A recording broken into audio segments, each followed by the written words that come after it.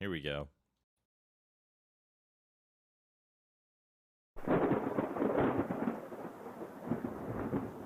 Right, I think this is fully voice acted, if I'm not mistaken, which is fantastic.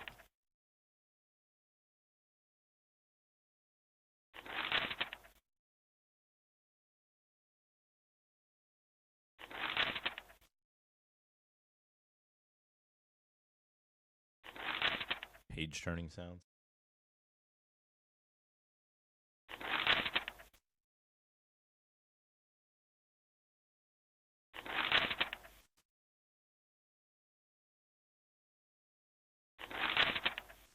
I think we need that like noise. Okay. Begin a new game. And we can choose either was it Emily or Carnby. So we're gonna do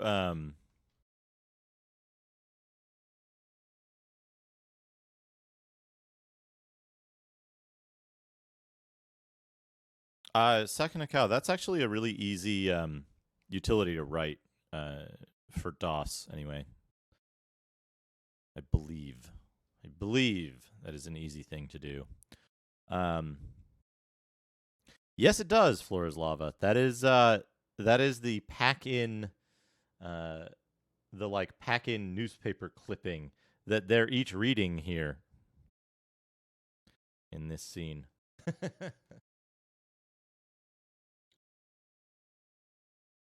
Yeah, I'm gonna have to check. There should be music, right? There should be music.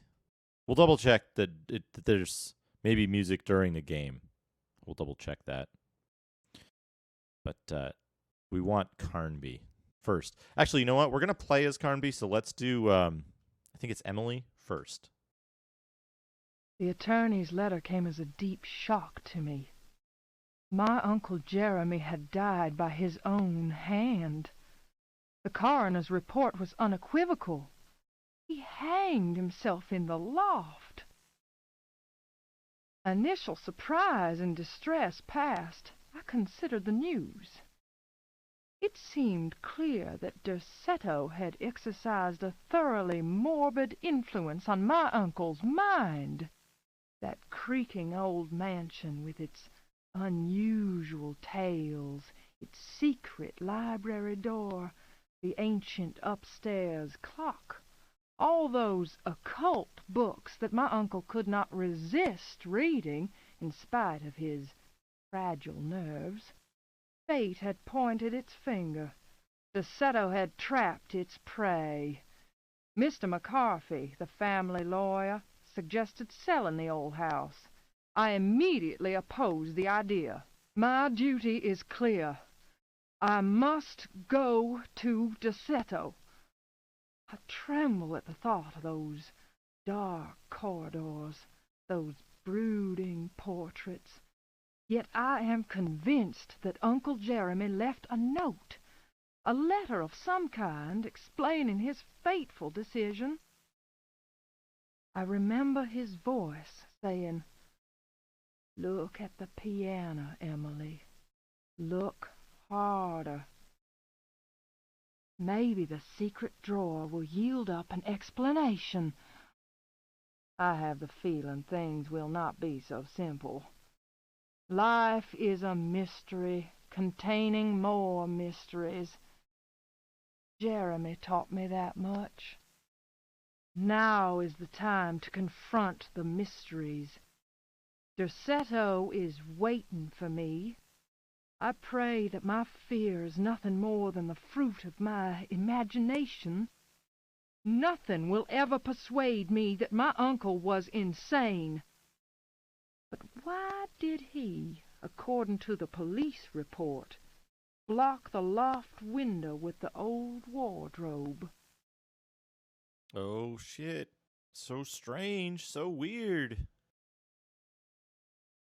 That's one thing. Actually, let's let me check real quick if we get music during the game because we want to fix that before we start Carnby. That would be a very good TTS voice. Unusual.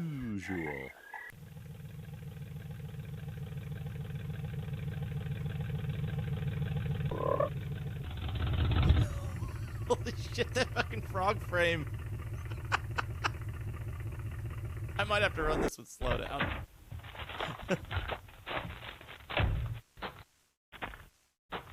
I don't even know if the frog frame came through on stream. That was hilarious. Blipverts. Frog blipverts. It seems like we're not getting any music. We are getting digital sound though. We'll have to troubleshoot this.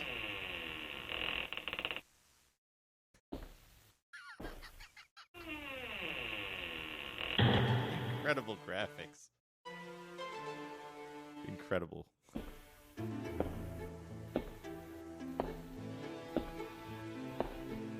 Someone posted a thing about like a 4K upscaler.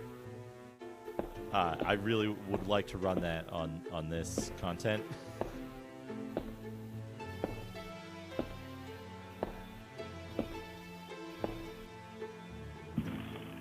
Hey, Chinkinator. I mean, it looks like it, doesn't it? Looks like PS4.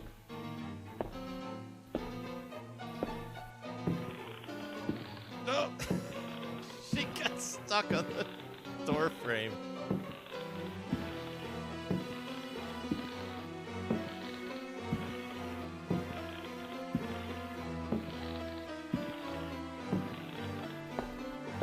Oh, we've got music. I just noticed. We've got music.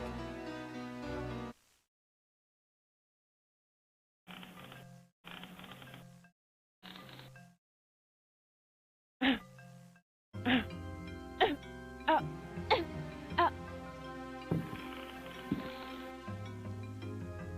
just want to show off this face.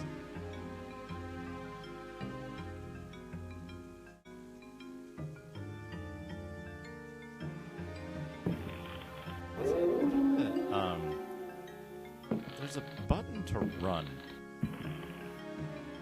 Isn't there? What is the button to run? Sound effects on, off. Music on, off.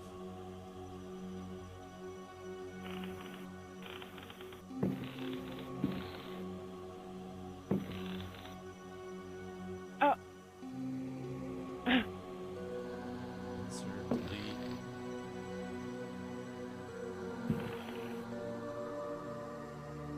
Isn't there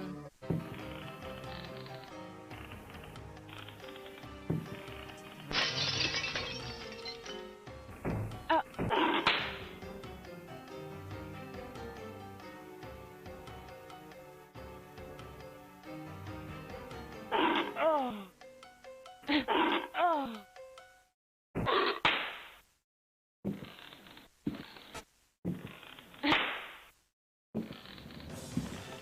thought for sure there's a...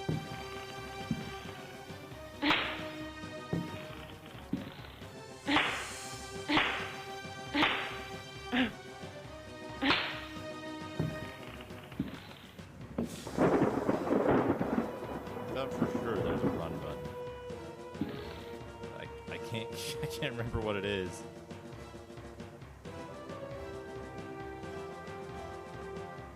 Yeah, I saw that Tandy, Cuba. That looks interesting. Do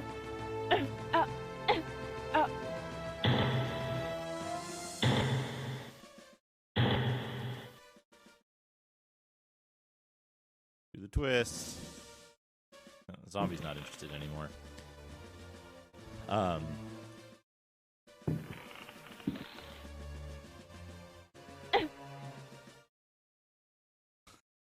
that's enough. That's enough of Emily. We know we've got music. Let's start the real game. Carnby. On my door, a dull brass plate says, Private Detective. The few friends I have call me Carnby. The others call me the Reptile. I don't care to think what my banker calls me. These days, I leave my letters unopened. Bills and threats to send in the receivers just ruin my day. Carnby is such an asshole. It's great. When an antique dealer called Gloria Allen contacted me, I slipped into my best shirt, holstered my .38, and got to her shop as fast as I could. I was expecting something sordid. Blackmail, probably. Boy, was I wrong. What I was asked to do was visit a property called Dersetto and find a piano in the loft. It was an old piano with secret drawers. The kind people who buy stuff in antique stores go crazy over. The Dersetto house is supposed to be piled high with classy junk. Furniture, books, paintings. It looked like whoever owned Dersetto was about to get cleaned out. I was going to bring up the subject of money when Gloria Allen handed me $150 and a key. I kept myself from grinning at the thought of my banker's surprise. He doesn't like his victims getting away. I looked over a copy of the police report.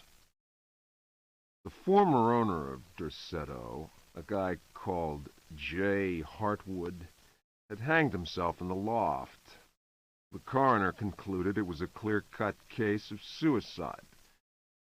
I promised Gloria Allen I'd give the place a look over. My report will be ready in a couple of days. I've been reading up on the history of the old house. It's the kind of place ghosts run away from in terror. Grisly murders, curses, lunacy. Luckily, devil worship makes me smile, so this is my idea of a paid vacation.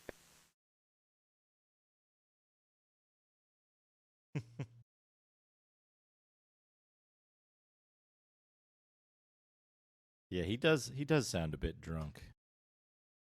Watch out for the frog frame during the approach.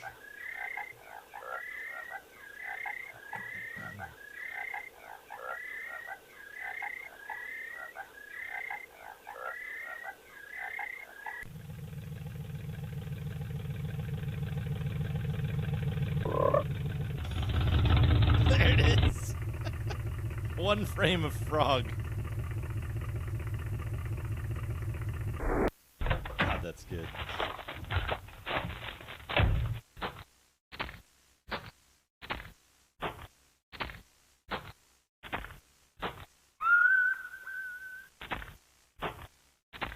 Hell yeah, I remembered.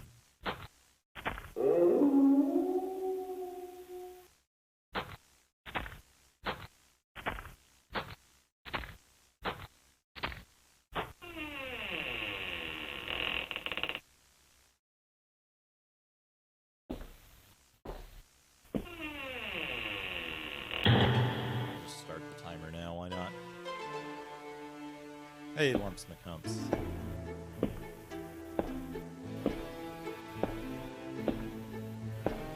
Yeah, imagine, like, some of the pixel art in this game is amazing. You don't even think about it because the rest of the game is in 3D, but, like, all the backgrounds in this are hand-drawn.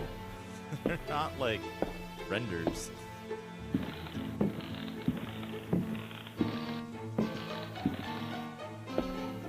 Which, like, all the perspective stuff and the drawings, like, it's kind of incredible.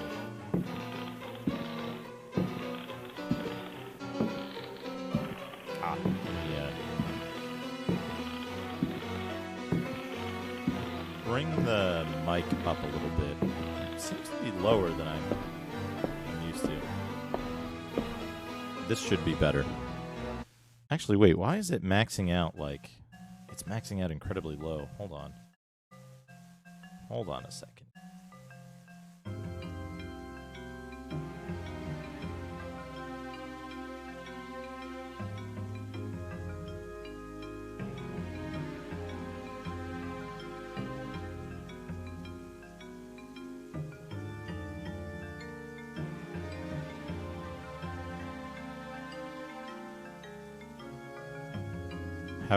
How strange.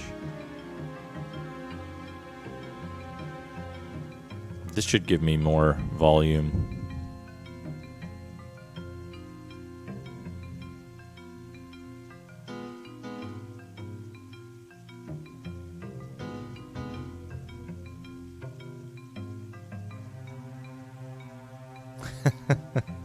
My mustache. I unfortunately don't have a mustache. Alright. Now, how on earth do you run in this? Isn't there a way to run? Am I making this up? Hold on. I gotta look this up. I gotta look this up.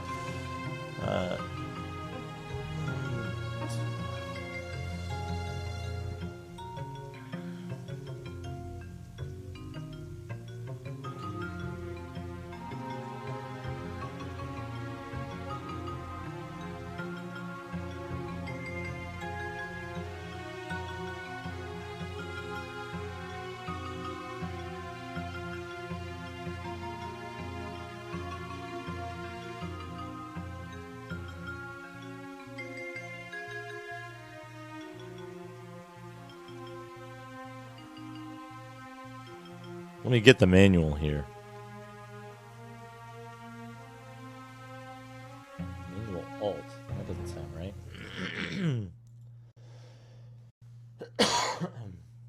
That's a strategy guide.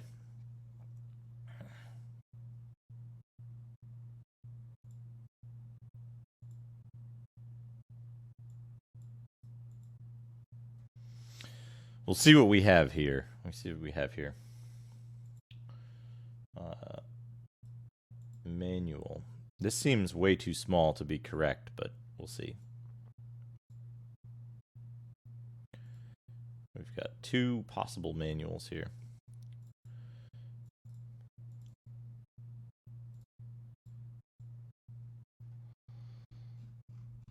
Oh, this is just like a card moving.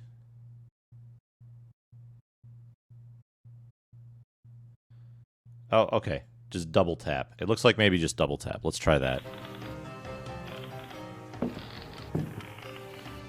No. That's not correct at all.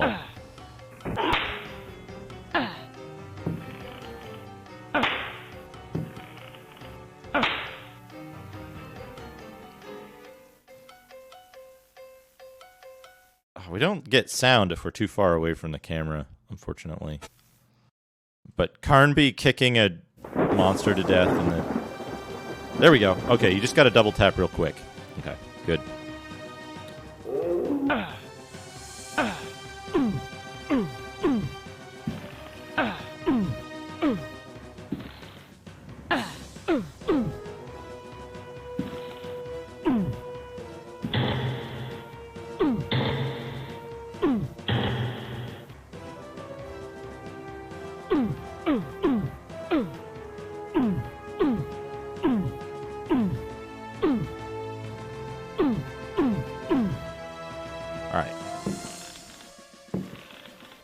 We need to search piano. Nothing here. It's the kind of piano with secret doors. Find a letter. They are coming! I have freed hellish forces, and now the price must be paid. Derceto is the prey of evil. The sun has set.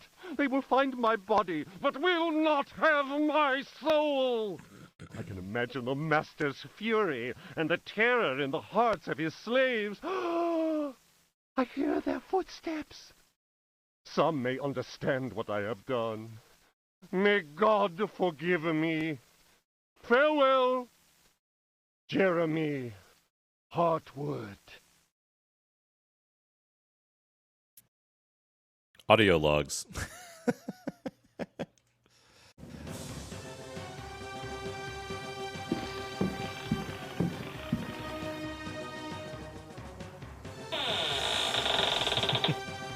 A rifle, hell yes.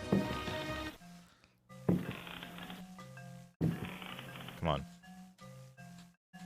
Man, the run is incredibly difficult to get to work. All right, what do we got here? A book. So this thing you can do, he moves forward slightly when you search, so you can just hold down search and he'll like search along a side.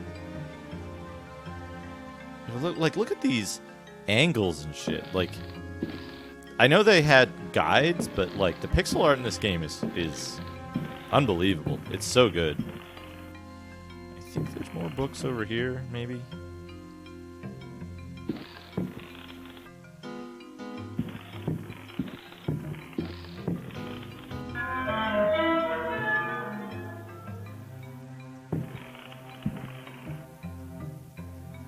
I thought you could get like 4 books up here.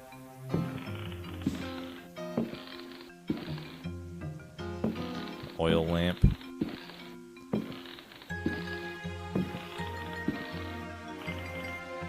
This game's amazing.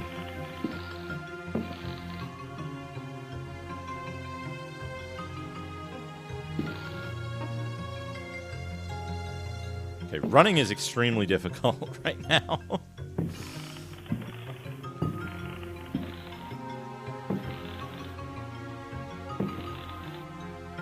Yeah, this is definitely a 5 in graphics. Fragment of the Myth of the Golden Fleece. Translation, Edouard de Villeban. Hesperides Publications. Then Perseus came across Iccios, who had been turned into stone. He spoke to his companions and said, "Beware of the Medusa. He who looks into their eyes is doomed to the same fate as that which befell poor Iccios, and will never more set eyes on Seriphos." "Must we go blindfolded?" asked Eumolpus. "Take up your bronze shields and polish them until they flash in the sun," answered Perseus. "Fill your hearts with courage. May Artemis guide us as though we were an arrow from her quiver." But Eumolpus was not satisfied. "Why do that, Perseus? Is 3 inches of sharpened metal not enough to destroy these accursed creatures?" Then Perseus drew his sword, which shone and glittered in the sun, and with it he dazzled Eumolpus. "Now what can you see?" the companions of Zeus' sons laughed. "Let us set to work, so that our shields may shine like mirrors." I love that they fully voiced even the lore books in this. I think that's an excellent touch. Oh, I'm sorry to hear that, Metal Dirt Monkey. I hope you recover quickly. We're gonna save the game, and I need to do something real quick. We need to slow it down just a little bit. Let's say 50%. In dark. Now the reason we're gonna slow it down is because the key input for dash is too close together. Okay, now we can dash normally. A little bit of...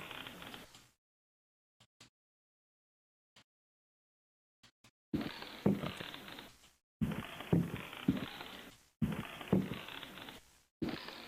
Okay. We got it. We're good there.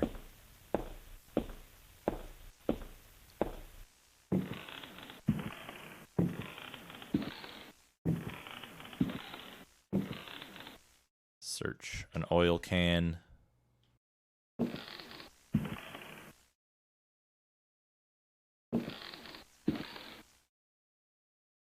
Nothing My important God, there. that's fantastic. Dokkan-kun, thank you for the host. Welcome. Welcome, welcome. We have 4 rifle cartridges. Let's see if we can... Let's see how good we are about fighting first.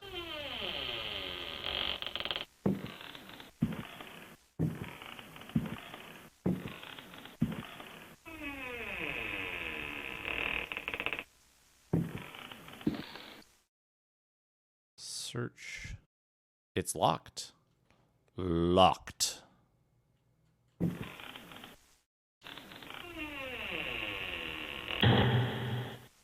found a key.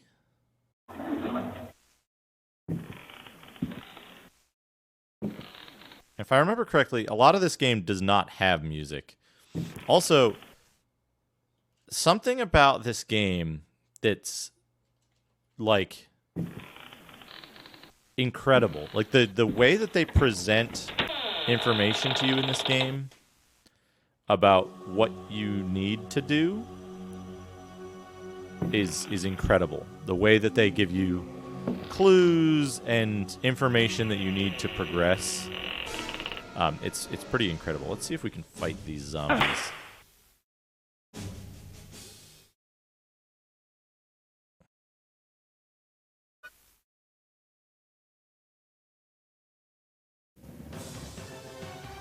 Oh, that's not good. They slowing it down seems to interfere with the sound effects. We'll have to undo that. We have 4 shots for the gun right now. 4 cartridges for the rifle.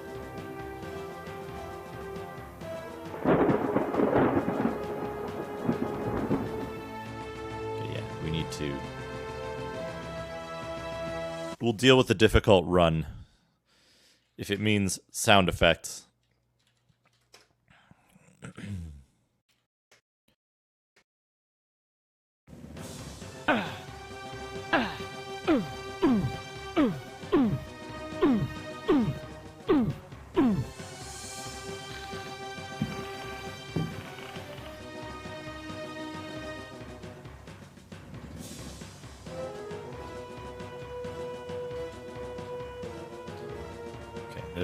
There's like a particular timing to it. It's not frame perfect, but it's pretty close. Open. Nothing important. The grunts are good. Good grunting. It doesn't make combat harder. There's like a couple places we might have to mess with the it's locked. Can we use the key? No, that's the chest key. I guess we'll not need that.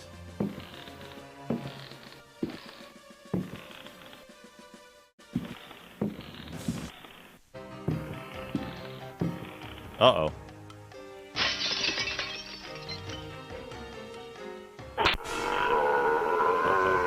Uh-oh.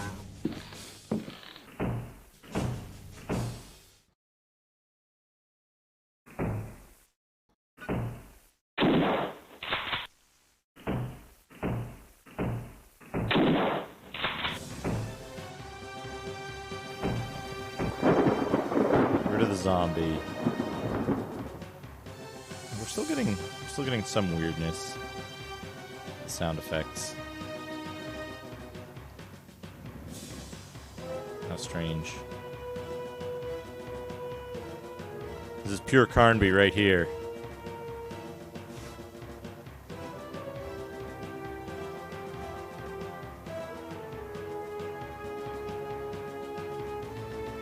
I don't know why the sound effects. I guess I can reinitialize the sound effects by turning them off and on again. Oops. Oh, we broke the vase. We found a key. Good. But yeah, the use of clues in this game impresses me greatly. The dresser's key. The chest's key. We don't need either of those.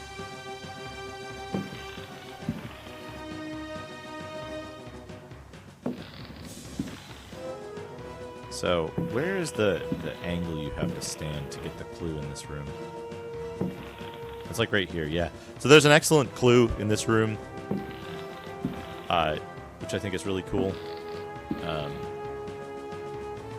think important. They kind of just don't... Come on.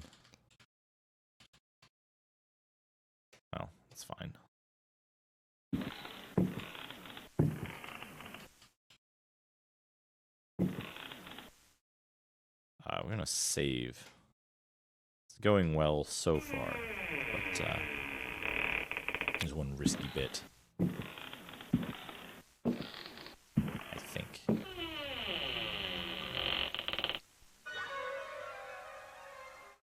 So we've got these monster guys who will, like, attack you.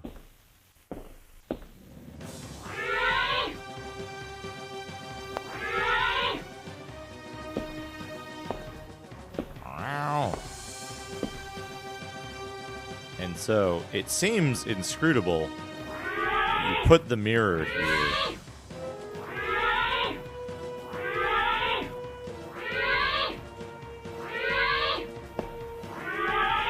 And it kills these guys.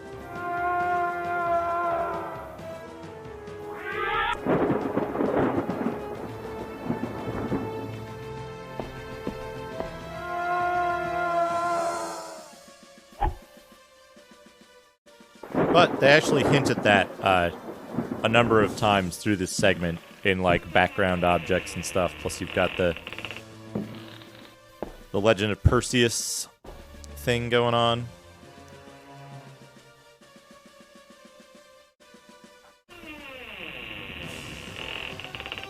First aid case. A flask. An empty first aid case. That. They also made sure that all of the mirrors that appear in the background are broken in this area, which I think is a really neat touch.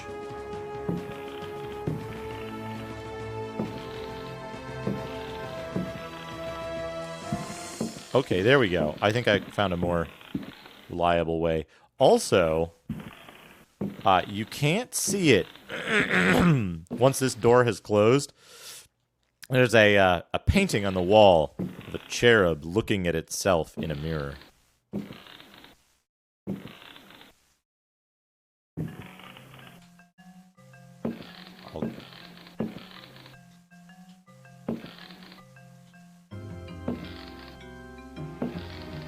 I'll get running to work one day.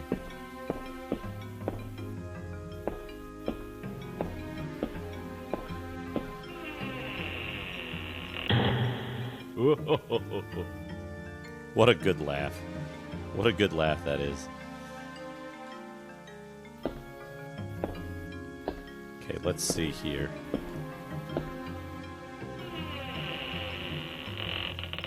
The hallway.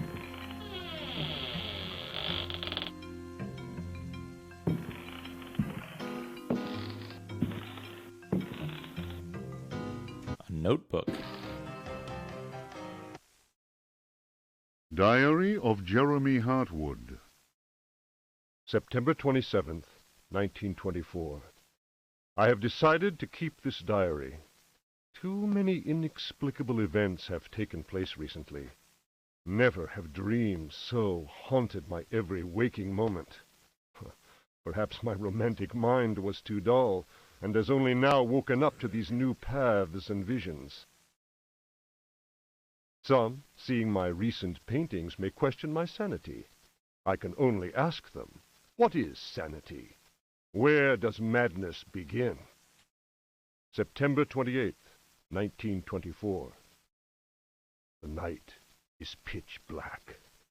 I am again drenched in sweat. I was wandering in the dunes, among giant standing stones. They were arranged in a circle, and the wind whistled about them. I plunged my hand into the soil and felt that repulsive thing which was trying to catch me. It seized me. I struggled to break free of its loathsome embrace and managed to tear my hand away. It was covered in sticky substance. I was gripping a knife. October 5th, 1924. The stone circle is a pentacle. Derceto's library is filled with books on the occult. I will study those books until I find some explanation for the dreams. The visions that haunt me must be connected to my discoveries. I shall have to undertake a profound exploration of my dreams. December 16th. Dear God, I have found the knife. It was hidden here, and what I have learned fills me with apprehension. It is a sacrificial dagger belonging to some unholy cult. The thought of that blade tearing through human flesh horrifies me, yet I must continue my research. Derceto is a storehouse of treasures. Was my father right, after all? January 23rd. I spend all my days plunged in dusty books. The servants are convinced I am mad. At night, I awaken them with my screams. The dreams are draining what sanity I still have. I have tried staying awake, but in vain. My visions have changed. No doubt the influence of my father's research. February 7th, 1925. The Dark Man, that is what I call him, has revealed his true face to me. He appeared, as usual, near the fireplace, but this time he approached me. His terrible smile will haunt me to my dying day. His breath was ice, and his burning eyes froze me. I could not move. I know, as surely as I have ever known anything, that the face I saw, the face that has turned my nights into hellish torture, is the mask of death. March 10th. My exhaustion is beyond description. The endless reading burns my eyes. It seems that pirates frequented the area. Dr. Herbert insists I keep to my bed. I have moved to another bedroom and sleep much better now. The Dark Man has not gone, however. I know it. He will wait for as long as he must. Unless I, Jeremy Hartwood, can find a way to send him back to whatever hell he comes from. March 11th. My poor knowledge of Greek and Latin is a serious handicap to my reading. I have, nevertheless, made a great step forward. I drew the symbol on the floor. He can no longer go there. I want him to understand that I can do the same thing in my bedroom. I can imagine his rage and frustration. Only last night he found his way back into my dreams. March 13th. The translation will seriously dent what money I have left. I cannot paint. My pictures are clearly the work of a lunatic. The collector Thornhill's embarrassed smile was proof of that. March 29th. He has come back. He found the door to my dreams. I am too weary to attempt any defense. I have no strength left to fight, and he knows it. He considers me dead already. Could I possibly? March 30th. How ironic! The cave my father sought for so many years is here, beneath the house. Wait, the butler discovered a crack in the cellar wall. A breeze blows in through it, icy and repugnant. I am filled with horror at the thought of my father dying in this place. I will carry to my grave the vision of his face contorted in the agony of that fatal heart attack. His body was twisted. He had wept. His fingernails were torn and bloody from scrabbling at the floor. Dr. Gray concluded that death had been due to a heart attack. It was Waits, who some time later was informed that my poor father had in fact bitten off his tongue and choked on his own blood. March 31st. I explored the caverns in a dream. The Dark Man came with me. Strangely, I felt almost well. How can I describe what I saw? No. What words are capable of explaining such evil?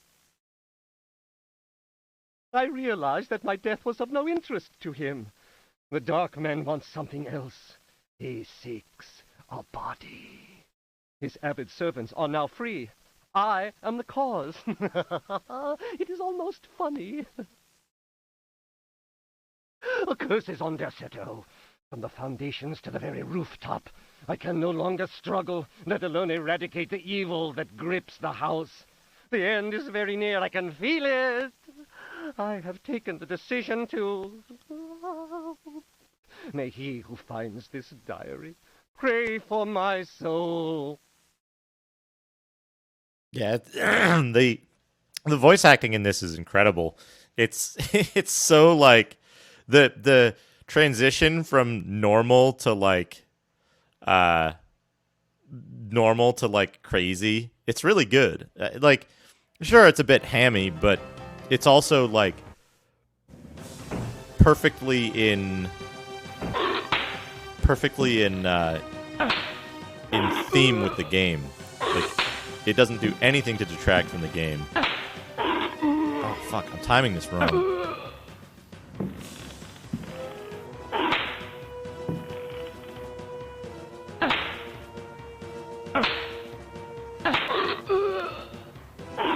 Taking a lot of damage here.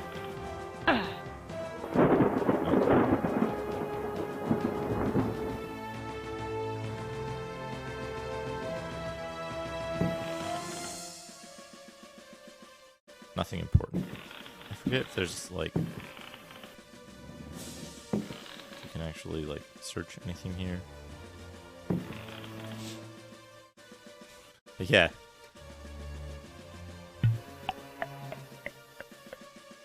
Ah. Ah.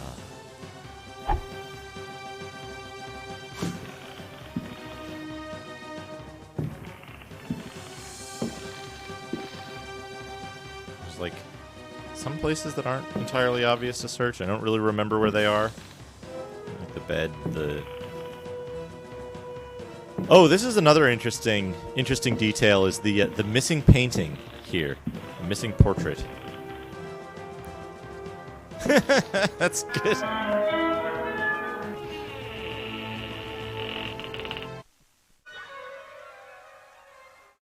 I kind of forget how you deal with this. Oh, right. He can hit you even if you're, like, in the doorway.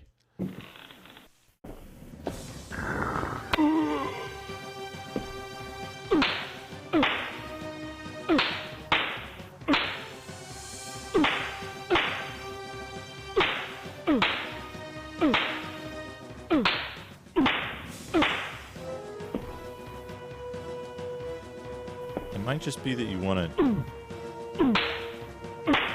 hit it occasionally.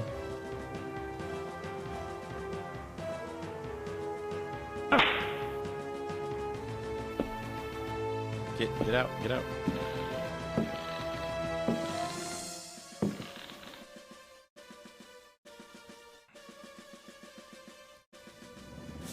Uh, 18. Wow. Wow. Alright, what do we need? We need the oil can.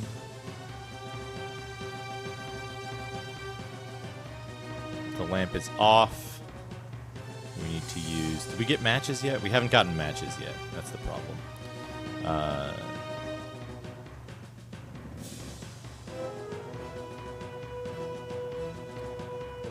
Actions. Fight.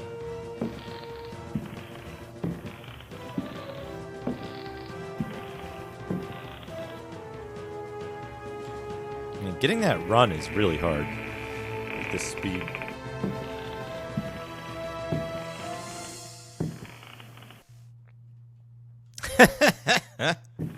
I love this. This is one of my favorite puzzles in any game ever, possibly. So normally, I'm going to reload because I took way too much damage in those couple of segments. But normally, you go down here, he throws this homing axe at you. There's no way to avoid this. You just end up dying. But yeah, so the hatchet guy, right? We get to watch the game over screen.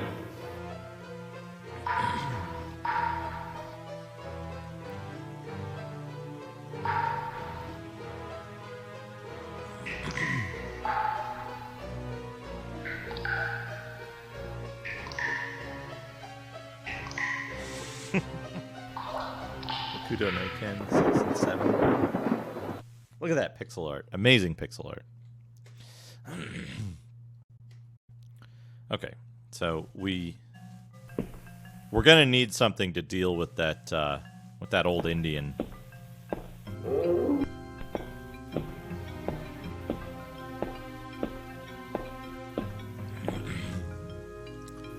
Because he throws the hatchet at us. Come on. There we go.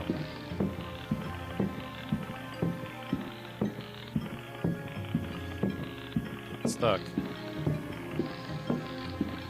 So we need a way to deal with the old Indian in there.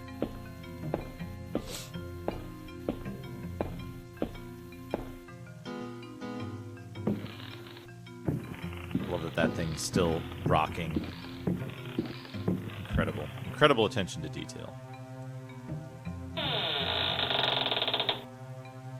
An old Indian cover. I think I'm being followed. What could they want from me? Solid Snack, thank you for the follow. Welcome. Just playing some Alone in the Dark. I think I'm being followed.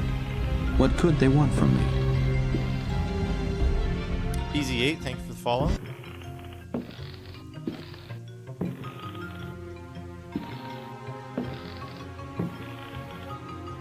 Alone in the Duke. Come on, there we go.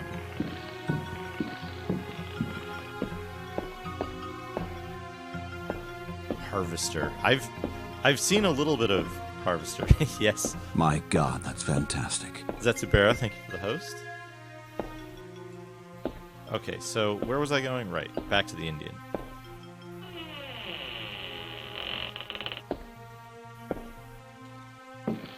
Isn't International Harvester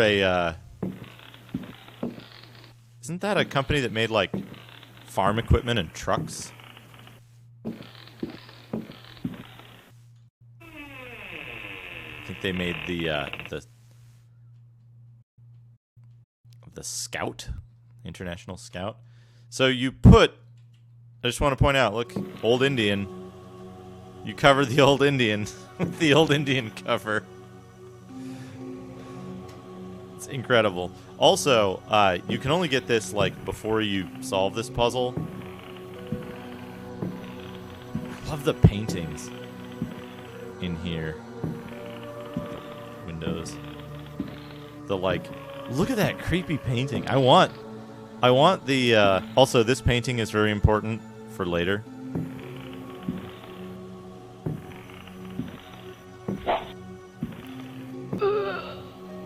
So, you only get to see it, like, for a split second. You only get to see it for a split second, when you get shot at by the Indian with the arrows. But, it's kind of important. I want this, like, this painting. I want that, this size for my house. So, I'll show it one more time. Come on. Run. It shows the Indian there. Just very briefly. The Indian painting that starts shooting arrows at you. But that's important for later. We'll see why. Come on. Come on, Carnby.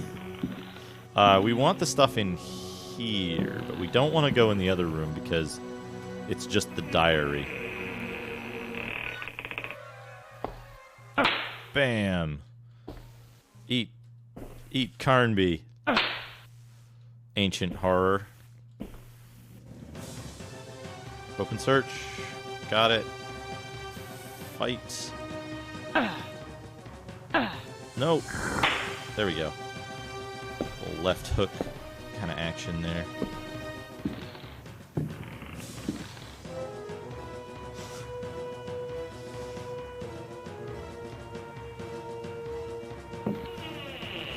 We'll do this. Now, I think the way this works is you take the diary, and then when you read the diary, the thing comes in the window. Oh, no, it comes in right away.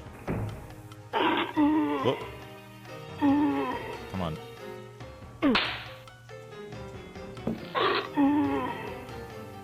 Taking a lot of damage here. Come on, there we go.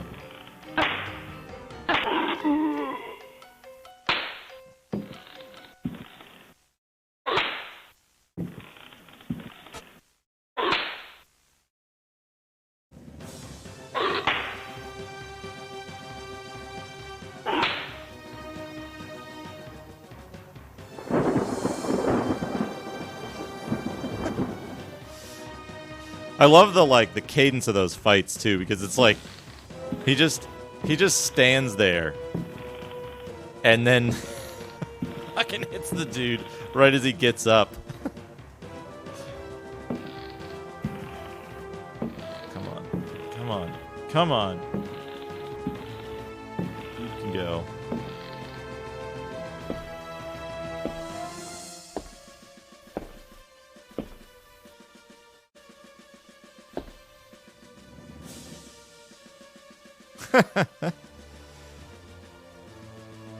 Okay, so there's this. Diary? We'll just make sure we go through this in case it triggers anything. I don't think any of the reading materials trigger anything. Curses on Derceto. I don't think it triggers anything. But just to be sure. You gotta be careful walking around that guy. He gets mad. So we've got a bunch of shit that we don't need. Inventory scrolling is incredibly fast right now. What's my health at? 13? That's fine. That's fine. Alright, the matches. Phonograph. We don't want the phonograph right now. I forget. Is this a really cool thing if you, like, disturb the seated figure? Poker and a matchbook.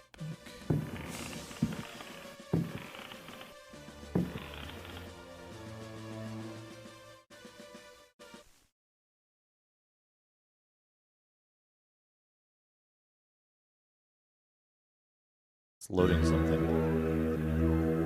Yes!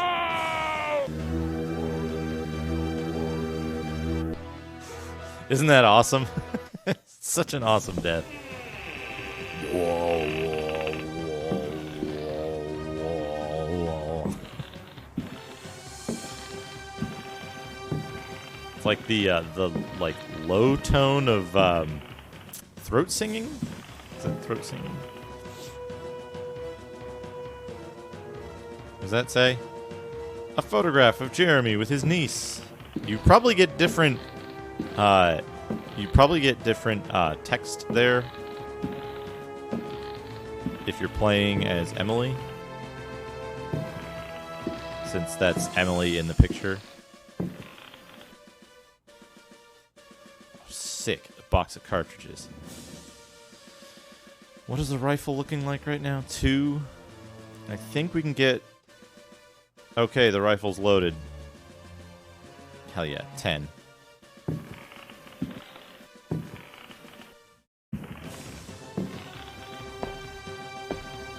Yeah, transparencies on 2D backdrops.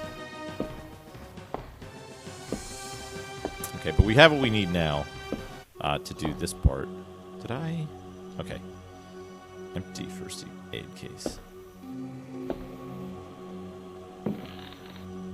I mean, isn't this cool? Like, all the 2D art in this, I think, like, people look at this and they're like, haha, look at the primitive 3D, but look at how fucking high quality all of this pixel art is. You forget that you're looking at something that wasn't rendered. This was drawn by hand. All of these scenes on which these 2D characters are moving. This was not pre-rendered stuff from a 3D scene.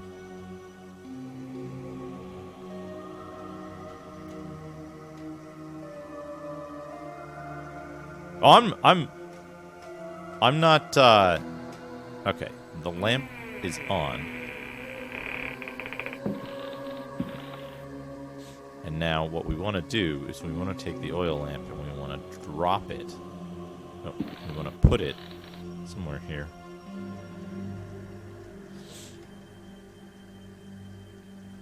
Yeah. Now we get a very heavy statuette, a book. I forget if there's anything else in here that we want to get. Some bullets. That's good.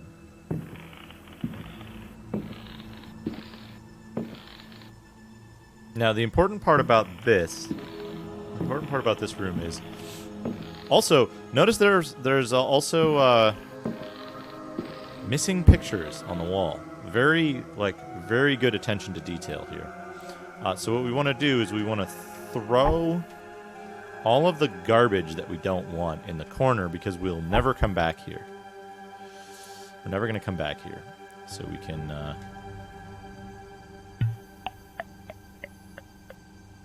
we can use this as a first good trash spot. Empty flask.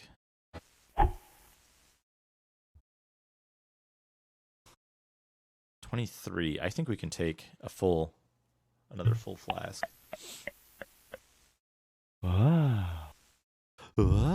Yeah, 43. The drunker Carnby is, the stronger he gets. Indefinitely so. All right, we're down to just stuff that we need.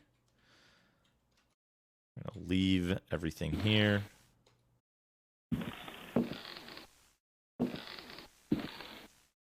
Take the lamp. And then we need to put the lamp away. Good.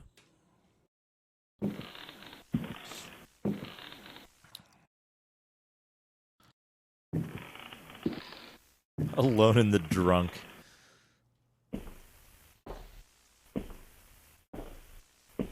And here's where things get real with this game.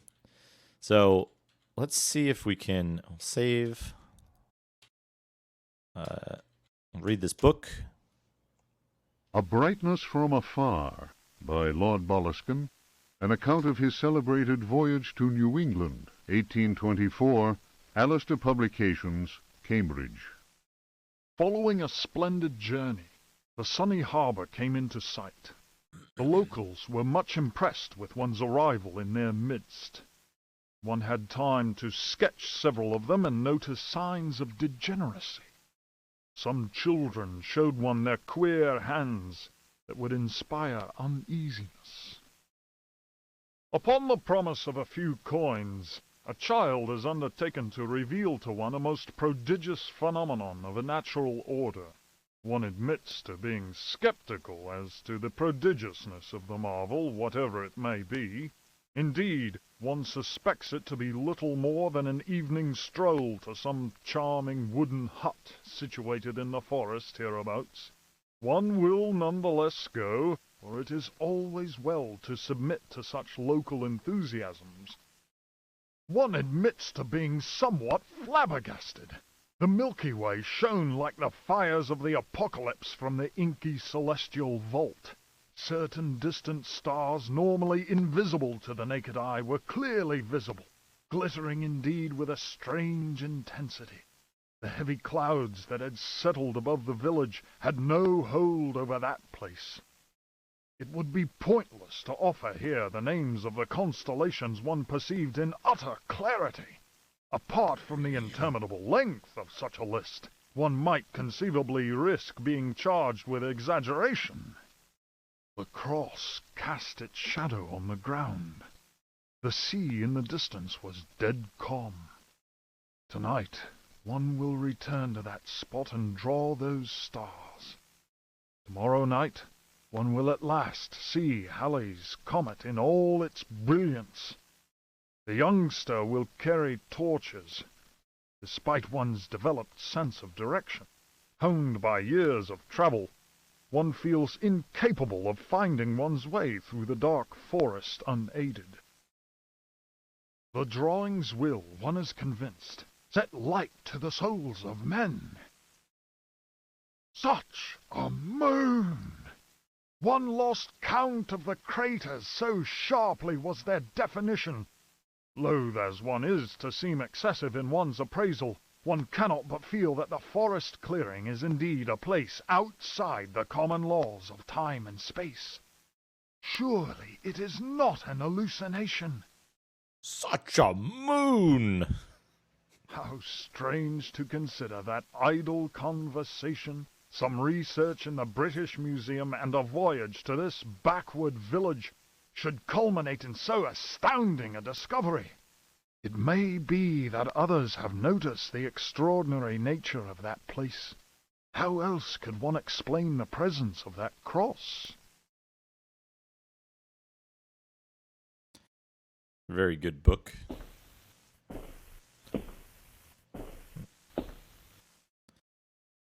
Diary of a Journey. Now, I don't remember how this puzzle, where the clue for this puzzle is, and I know the puzzle already, and it makes the rest of the game somewhat easier, so... Oop. I might have screwed it up.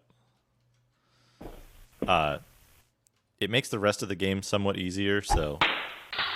You throw the very heavy statuette at the armor, and it dies. I think I found that by accident when I played this as a kid. But it gives you a sword, which is an unbreakable, high-strength melee weapon. We'll see if we can't locate the source of the clue for that somewhere. In the meantime, we'll go exploring. A pot of soup. I wonder if it's Royco brand.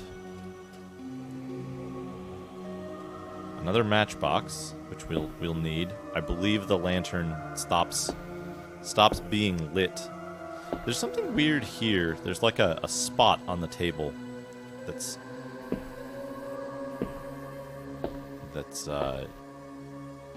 had something on it, but I don't know what. Perhaps the soup pot was stored there. No, not the rifle. The sword.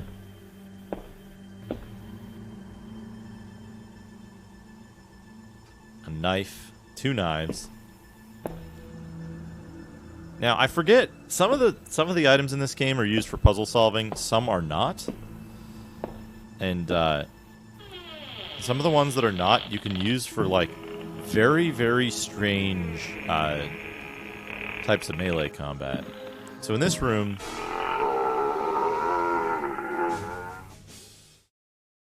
No.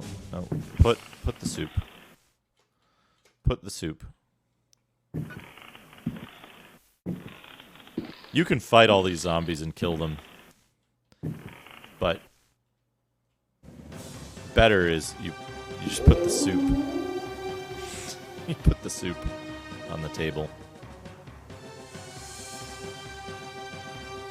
I don't believe there's anything of value in this room, though. Just a place to put the soup. I think eating the soup damages you, maybe?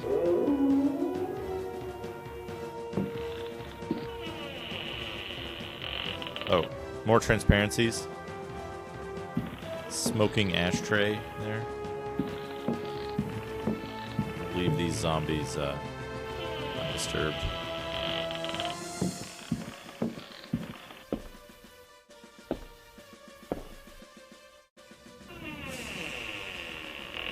I'm kind of playing this from memory. It's been a very long time since I've played it. It's loading something. I should probably save it at some point. Oh, this... Oil can. Oh!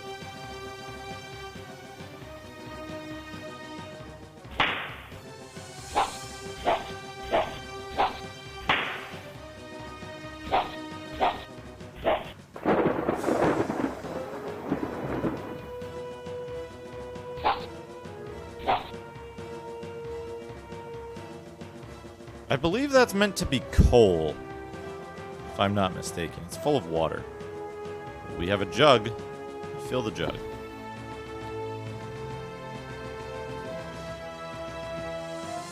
A box of shoes. This was misleading. A box of shoes. You find a revolver. An empty shoe box.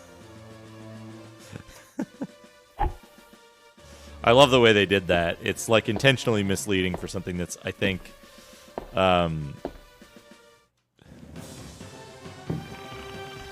right. It's a shoebox full of revolver.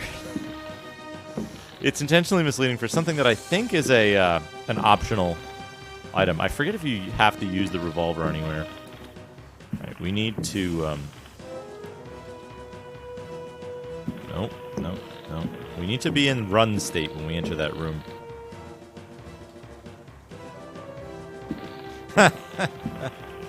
Yeah. Bayonetta's quantum shoebox. Filled with both shoes and revolvers. Come on. This run is so hard to trigger. Because you gotta be like... yeah, right? There we go. Take the lighter. A water jug. Use? Is it use? I think it's use. Water jug. Use. You pour the water jug on the smoky ashtray in it.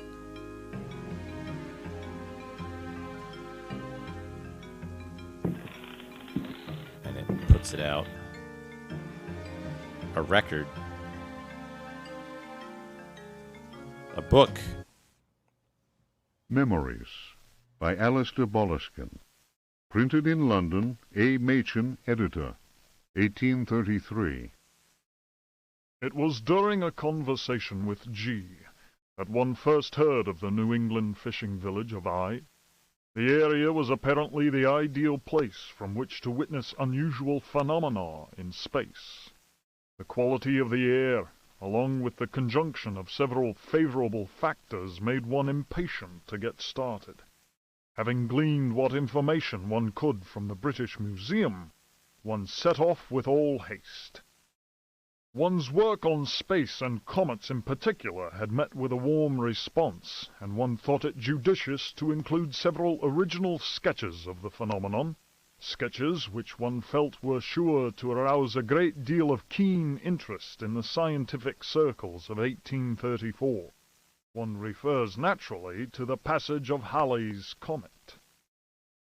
Editor's note: Lord Boleskine's memoirs end at this point. Who knows what extraordinary contributions he might still have made had he not succumbed during his visit to New England to dementia, followed by an early death in St. Andrew's Hospital.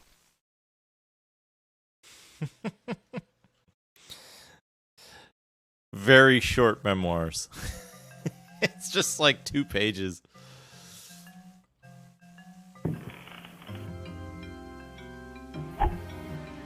So one of the secrets in this game is if you try to put something, he'll like lean way forward.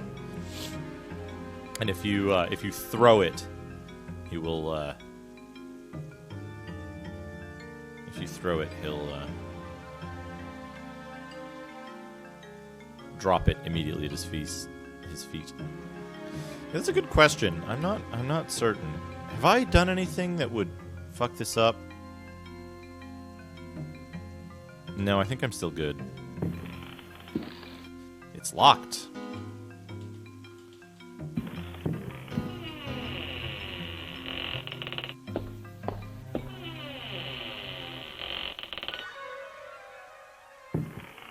I forget if we can fight this guy yet. Incredible sword fighting technique.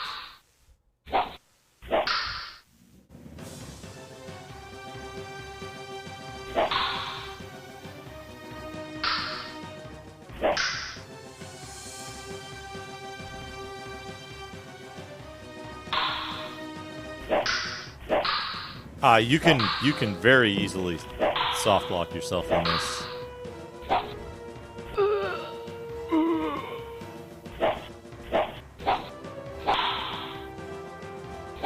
He's not doing the backflip. But he's like parrying.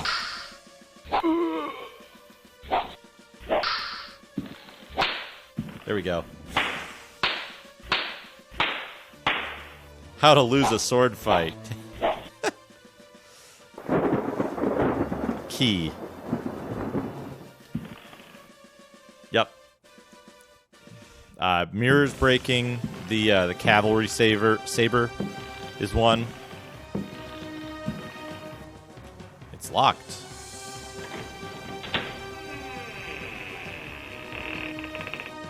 Key to the dance hall.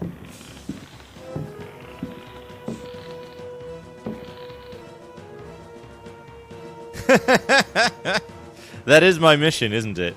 To get the piano from the attic. Save. How are we doing on health? That might have been... No, we're fine.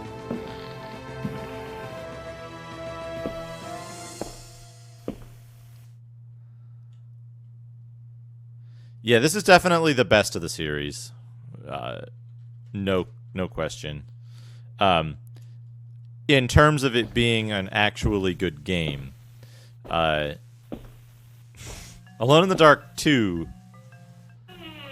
Alone in the Dark 2.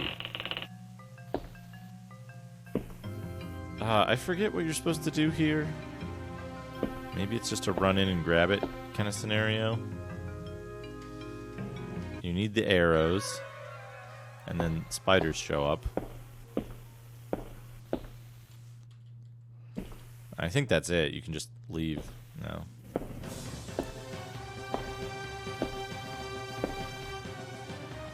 Oh, did I get rid of the key to the dance hall already?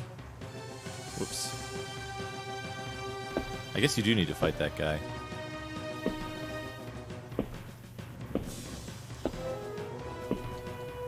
Come on. There we go. Give me that key.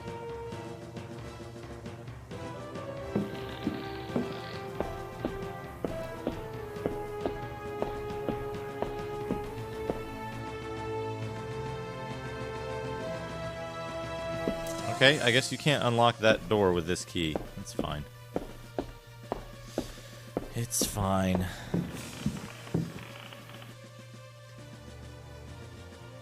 This is one of the hardest parts in the game. With the janked up run, I might not be able to do this. I thought there was a way to, like, view. Need something to play this on.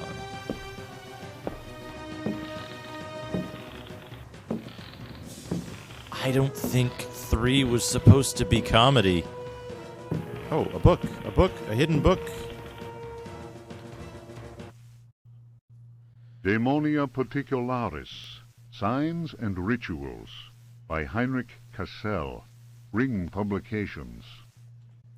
A ritual of invocation demands that the officiant be pure. We have already described the complex operations to be followed in order to call those that sleep in superior dimensions. We shall, for the present, limit ourselves to the sign of mutual recognition used amongst their number by adepts of the cult of the Old Ones. The sign also serves as protection when in the presence of a servant of evil. The sign resembles a blessing, save that the first and little fingers are both folded beneath the thumb, whilst the second and third fingers are held up. It would appear that this sign has no effect on adepts of a certain rank, with knowledge of particular secrets contained in the corpus demonicus. The use of such signs is not without considerable risk to the user during any attempt to call upon those from without.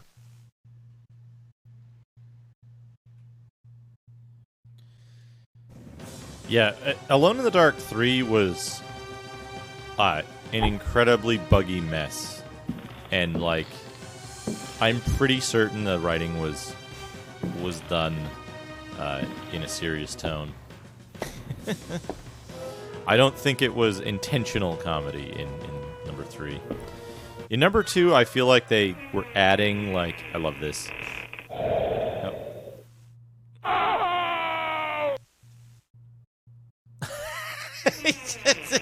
The end. I love that. Isn't that good? Yeah, it's gone. It's done. I do need to take a quick break. Hold on one second. Oh, what was that? That was here, I'll show it again. When you open the front door, if you're like, fuck this, I'm out. I'm just gonna leave. I'm just gonna leave the mansion. This happens. I don't know what it is. It's like a weird worm thing, but then it like goes into the house and then you fly out into it. Yeah. Kind of. Let me I need to I don't have Winamp on here. I don't have Winamp on this computer. Let's pause the timer. I need to install Winamp. Oh, maybe I have the install already in my downloads folder.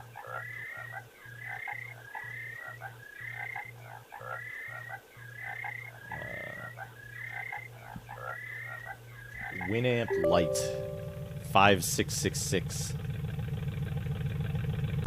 Yes. Good. I don't need Winamp Agent.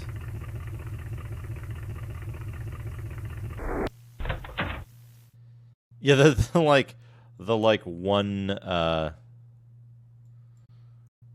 one frame of frog frame. Launch Winamp after it closes. Winamp Classic Skin.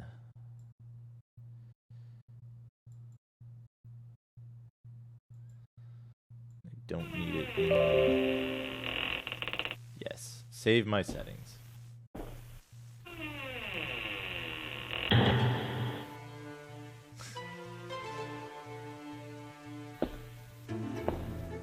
Oh, we're getting like the weird music now.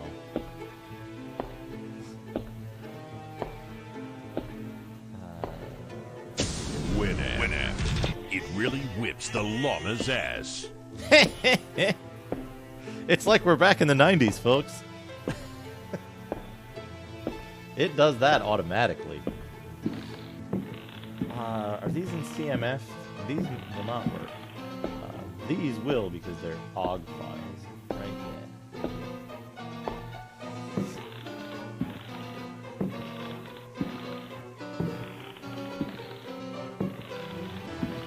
Here we go. Okay, so I need to. I'm gonna return to DOS so that the extra stuff doesn't play, and then I'm gonna start. We need this turned way down. This should be good. Alright, go to the BRB screen and... Wait, where's the jammers? There they are. The jammers.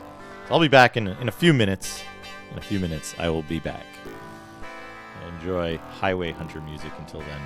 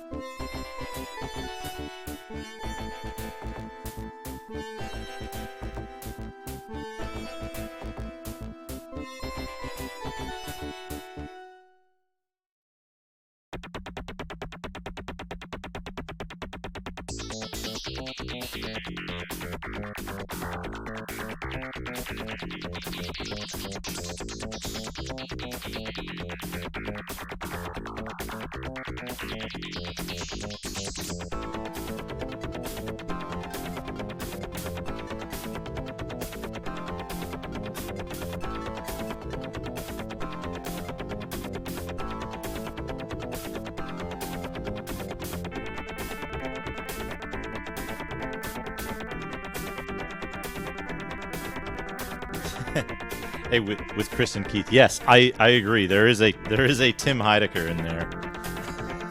I noticed that when I was playing the game originally. I find it pretty funny.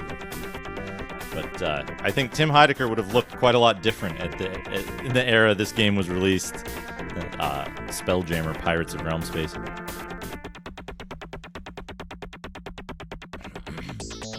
going to enjoy this music and wait for Tim Heidecker to come up again. Highway Hunter has incredible music, by the way.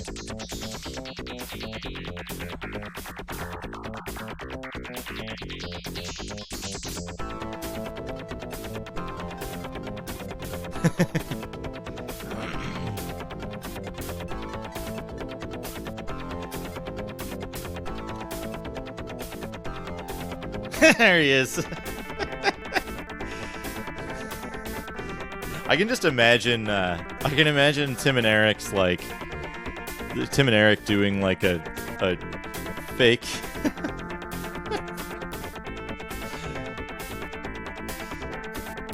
fake thing. So the funny thing about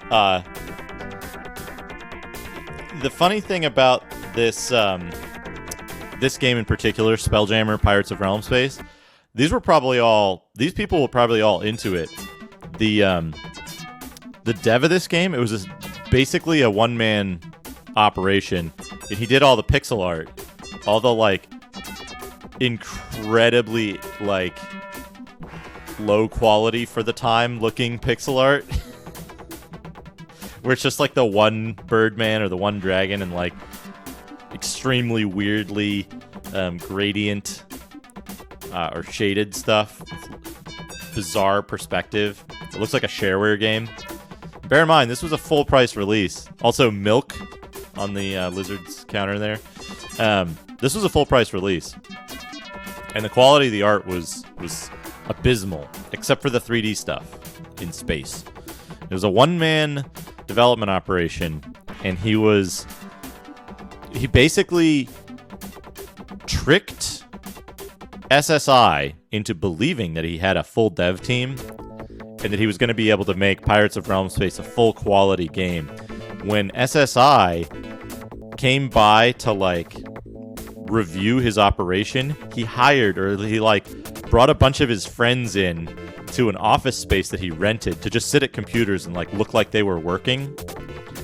And he like faked the whole thing. They gave him a bunch of money and he delivered absolute garbage.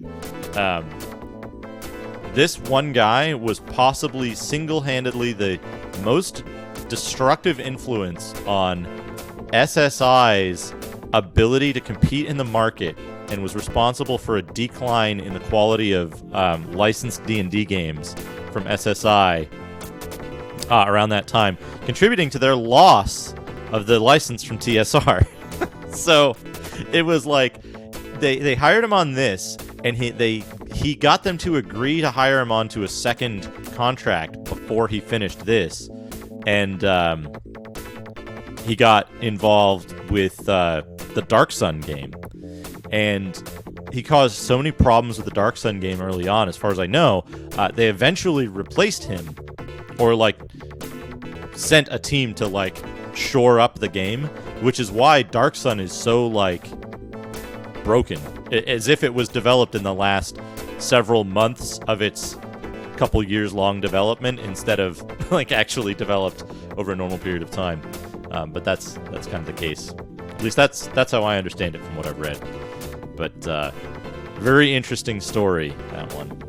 All right, back to DOS. Perfect timing on that track, inexplicably like suddenly stopping. All right, In Dark.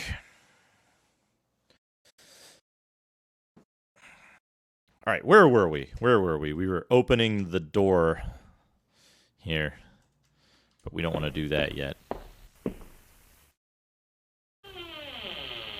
Oh yeah, the shenanigans have gone on for a long time, but that's why some of the art in oh, good after lunch, Chubo, welcome.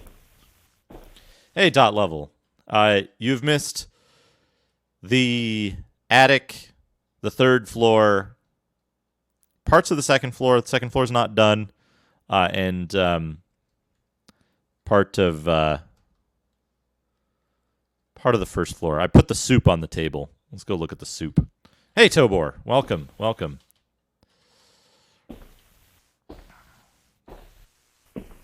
Oh man, Twitch, what are you doing? Get it together. Yeah, we've souped the zombies. We're just gonna leave them there. They'll have a good lunch.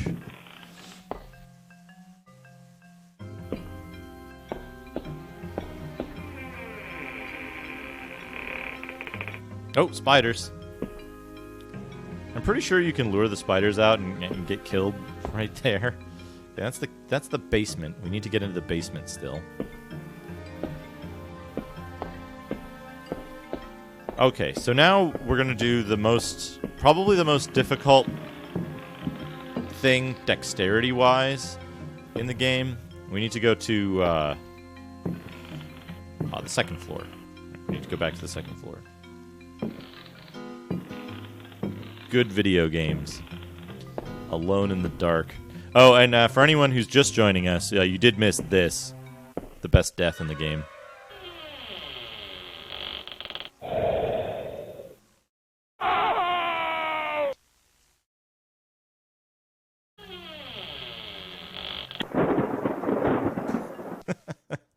Fantastic. That's why I have this save here, to show that off. Love that death. Isn't it amazing? The pixel art in this game, I keep harping on this, and I will continue to harp on it. The pixel art in this game is amazing. It's incredible. It's just that you don't think about it because you're looking at a character in 3D, and you don't think like, hey, somebody pixel arted this like perspective correct scene from multiple angles. Like, it's incredible. It's incredible. This game is incredibly good. Like, people yeah, that thing is that is a good death there. But it's like all the different angles and all this stuff, it's really, really good. And like, you know, they all of this art is just like, I think I'm being followed. It's what amazing. What they want from me? ML Cool J, thank you for the follow. All right, here we go. Now we're ready to do the hardest, probably the hardest part of the game. That's like dexterity based. We need to use one of these records, and I forget which one it is. I think this one's the wrong one, right?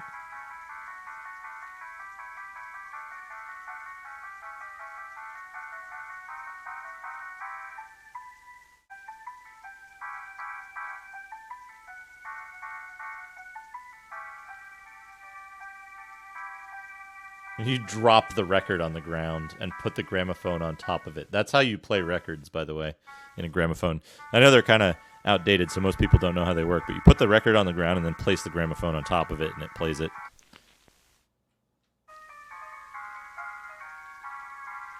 Is that also not the right record? Well, shit, now I don't know where the right record is. I do know one thing I can do right now, though. I think I'm being followed. What could they want from me? Killer Miller EX, thank you for the follow.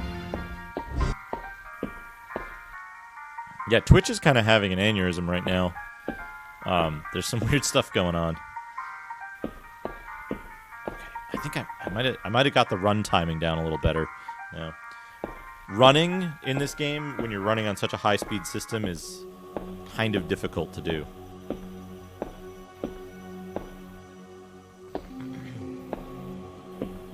But yeah, there are a couple of very obtuse puzzles in this. I believe most of the hints are in the library. And like the library is a self-contained puzzle unit, if I remember correctly. But we need the bow.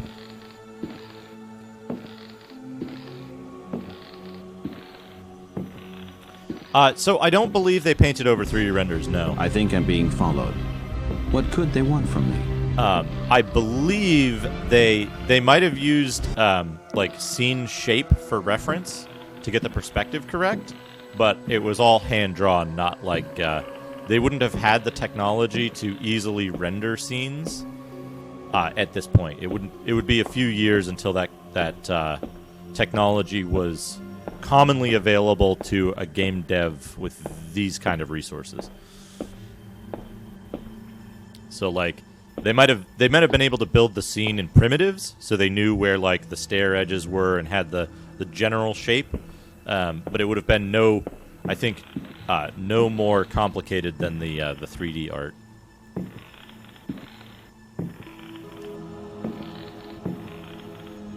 There we go. Now this part's a bit difficult because you need to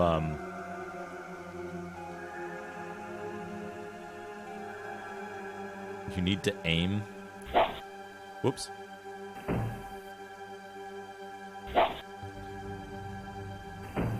No. It's like over here? This is also one part of the game where you can soft lock yourself very easily. Okay, got it.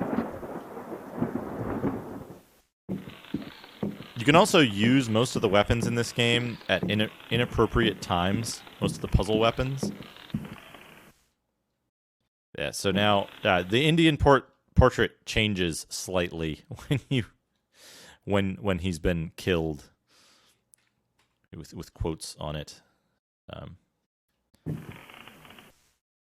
yeah, you can use up the arrows. You can break the cavalry saber. You can get hit during combat and have the mirrors break. Many things can go wrong. All right, you need the secret book. There's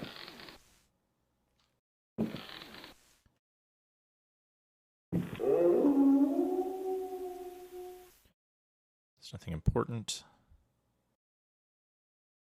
You need to search the clock. Or is it you push the clock?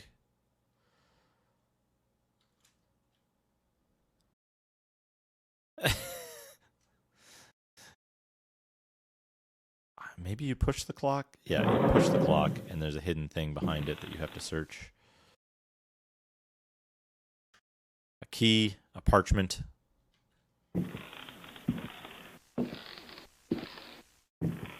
Yeah, like the awkward combat and controls and stuff are... They do cause, like... They make it hard to play, but...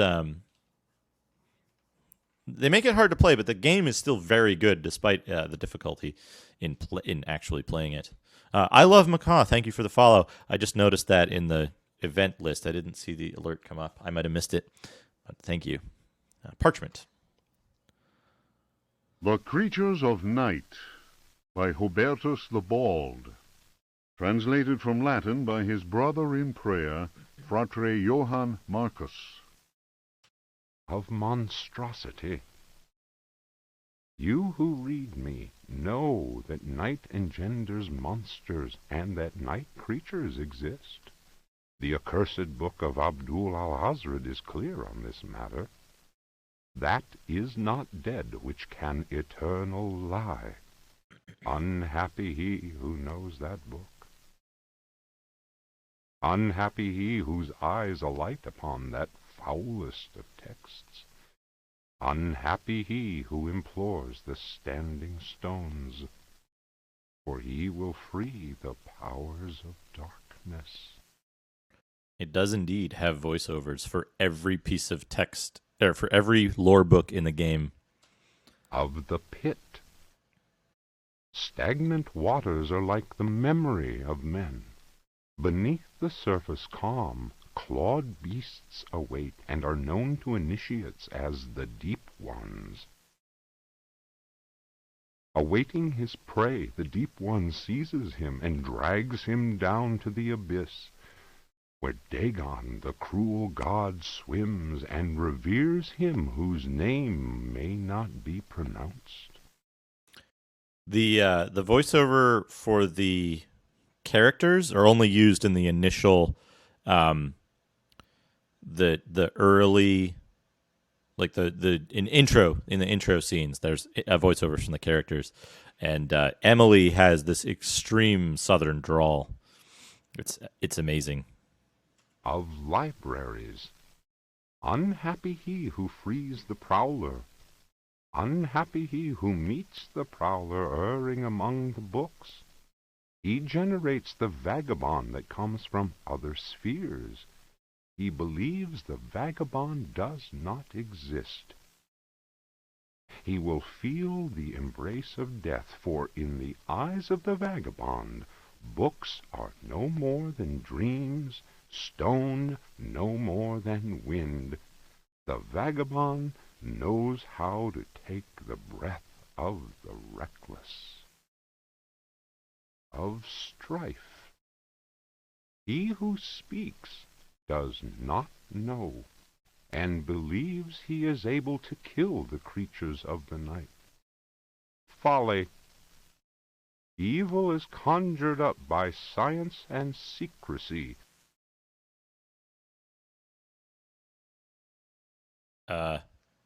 Hello? Of strife, he who speaks does not know, and believes he is able to kill the creatures of the night. Folly, evil is conjured up by science and secrecy. Well, yeah, it looks like there's maybe an error in this. So, he who prowls among the books will perish by the blade. He who flies in the dark caverns will scream in fear. He who swims in the depths will evaporate.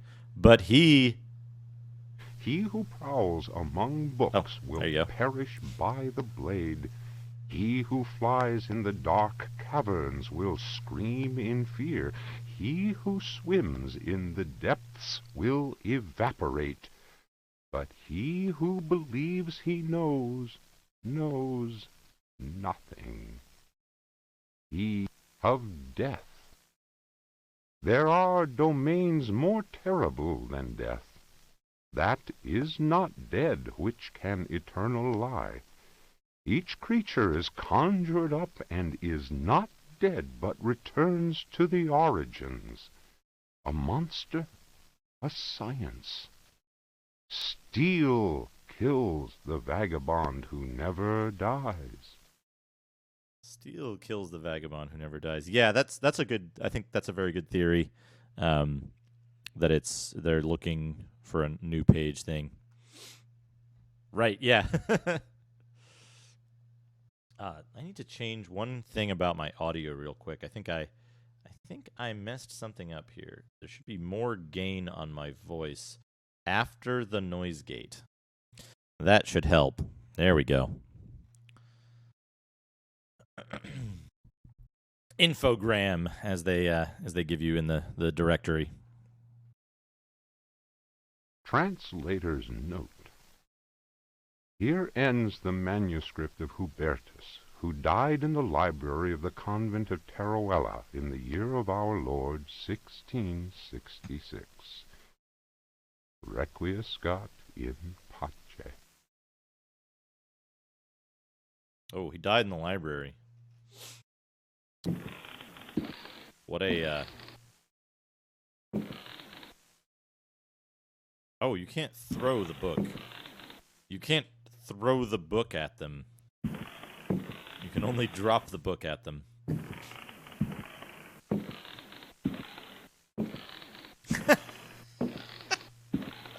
Thank you, Dot. Oh, here's the library.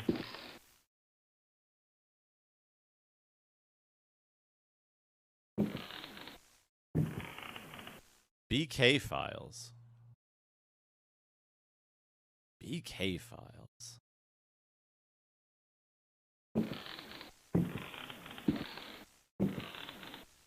The sub badges are not showing up.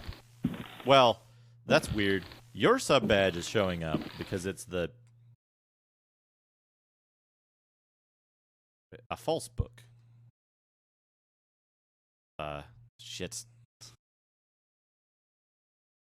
Use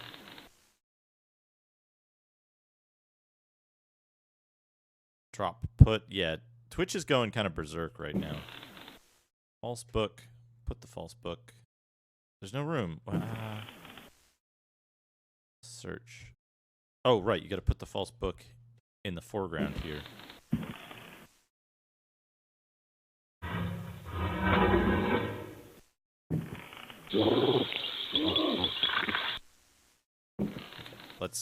Let's redo this so I don't get killed by the vagabond.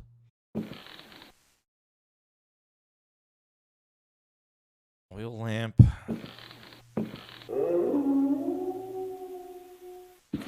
Run over here. We should be able to put the false book in. If you do it in the right place, you don't lose the lamp.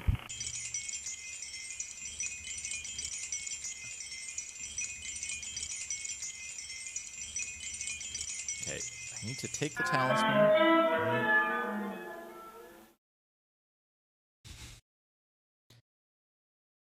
A dagger, a dagger, a dagger, a parchment, a book, a book. What a shelf.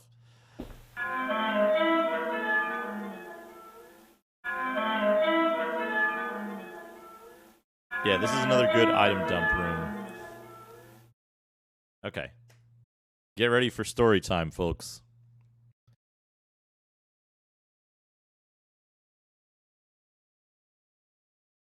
Ludwig Prien.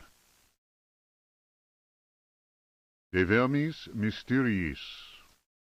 Domine invocatoris si non sanctificatus es cave.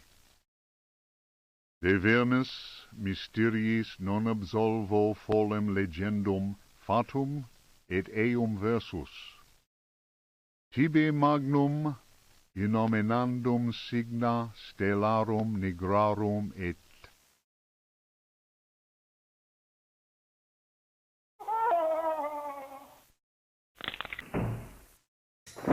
What a good ending. What a good ending.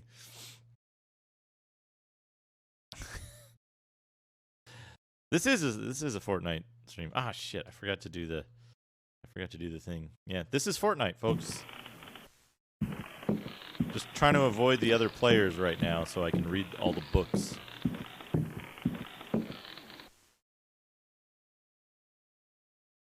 Where's my false book? False book.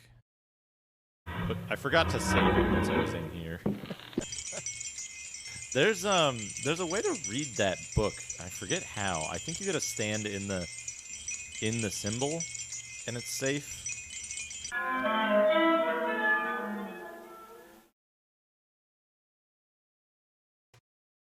Okay, good.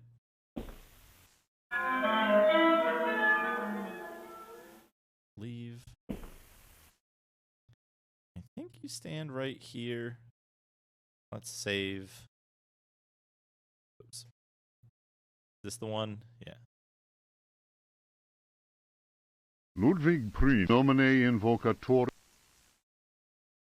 Right? Is this it? Yeah. You can safely read De Vermis Mysterious while standing in that symbol.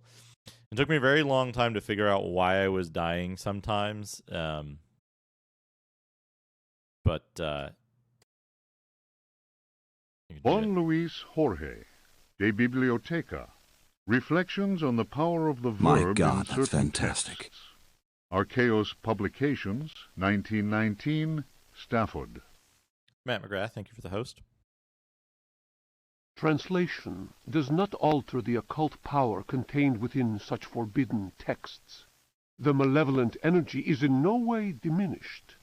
The spell must be cast aloud and clearly, in certain languages or little-known dialects. Maglafar Fathang. The reader will understand that, in the light of these revelations, I would be foolhardy to continue quoting from the text I have before me.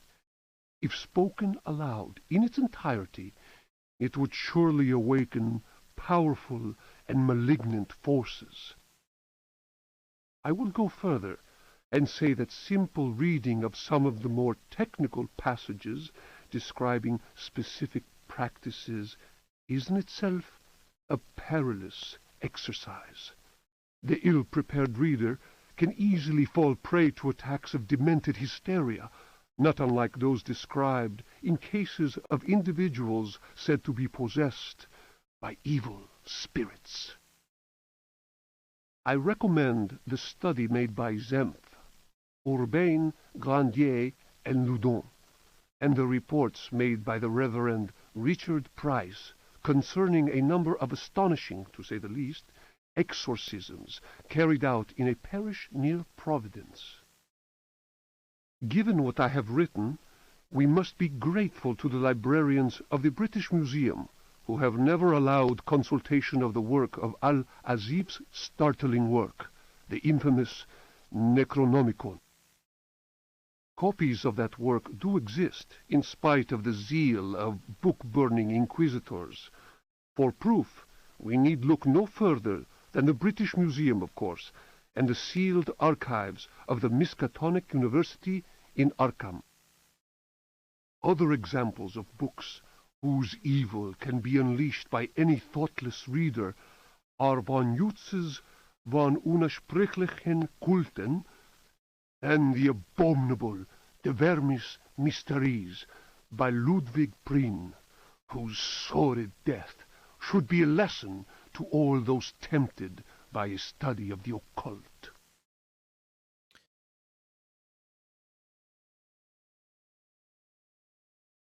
Reflections on the power of the verb. Parchment. The Sacrificial Dagger, Otto Stern, Lumina Books. The importance placed on ritual sacrifice is constant in religious cult practice. Propitiating the gods is a theme common to many religions. The Old Testament affords many examples.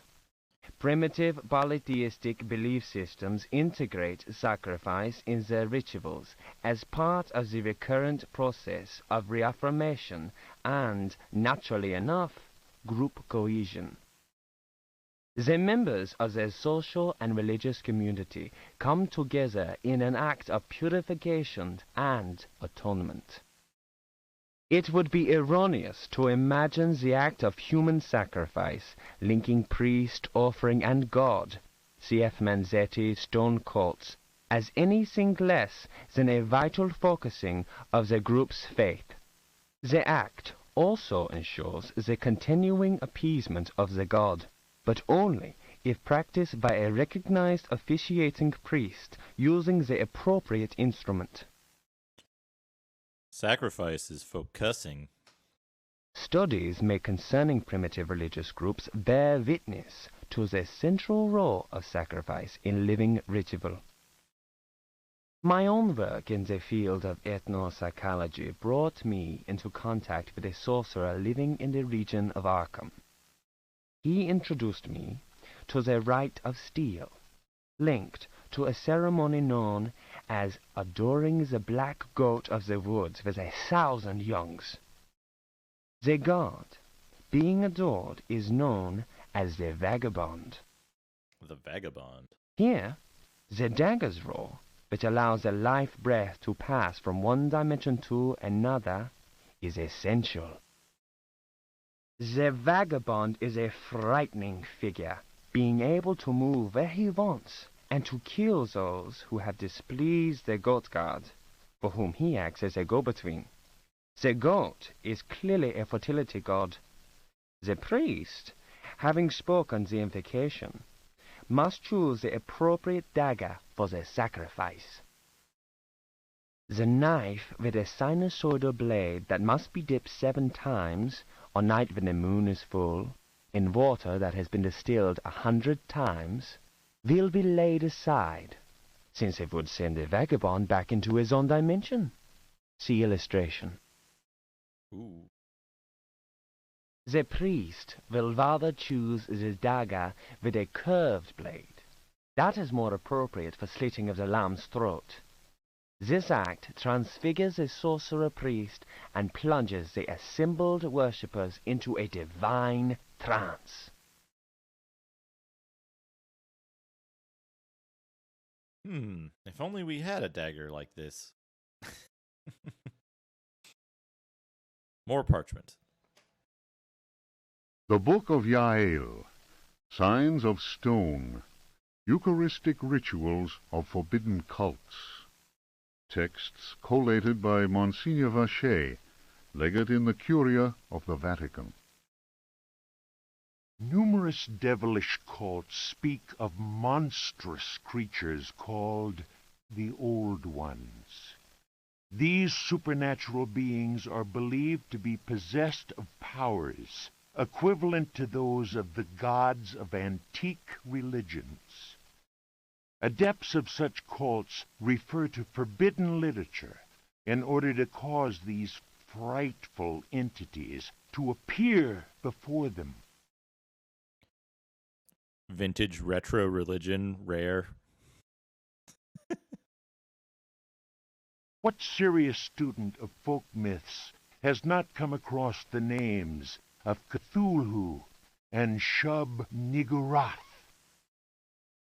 It must be said that these creatures wield tremendous power and are difficult to control once they have been unleashed into the world.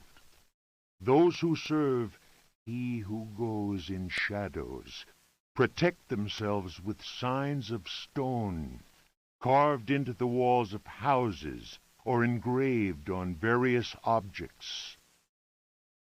For those misguided servants of evil, the best protection appears to be that afforded by the sign of the most ancient gods, engraved in Manar stone, a heavy material said to be disagreeable to the touch. The sinful practices of those who fall into such errors can only lead to the darkest of despair, and are a mortal danger to the soul. Such monsters as those invoked by these foolhardy individuals are engendered when reason drops its guard. Man is easily tempted into perversion. I think that last sentence is just standalone. Yeah, I don't know what's going on with Twitch tonight. I apologize for any difficulties people are experiencing. Hopefully the VOD will be intact as well. It is why we must forever remain alert and renounce Satan with each breath we take. His ways are infinite in number.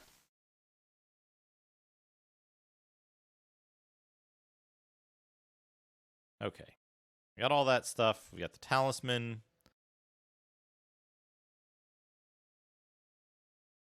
All right. Can we throw the book? Whoops.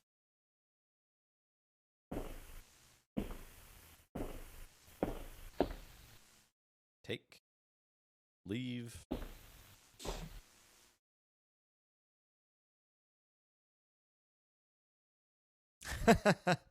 That's okay, Matt. That's okay, Matt. I'm always happy to talk about it. It's an interesting topic to me. Currently, I'm using the OSSC to capture it.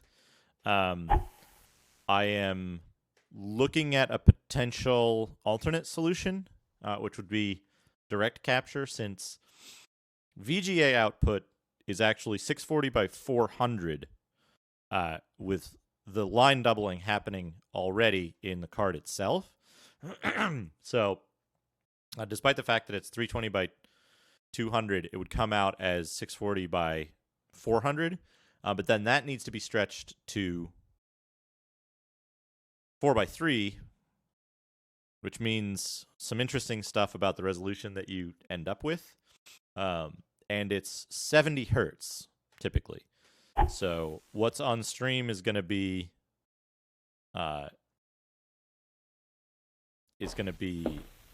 not the correct speed. There'll probably be some frames dropped here and there. A little bit of jerky movement, but not much I can do about that. Okay, so we want to get rid of the daggers that we don't need.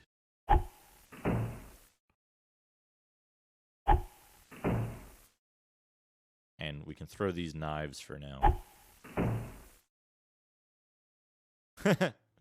That's good. That's good. That the fact that downsampling it to 60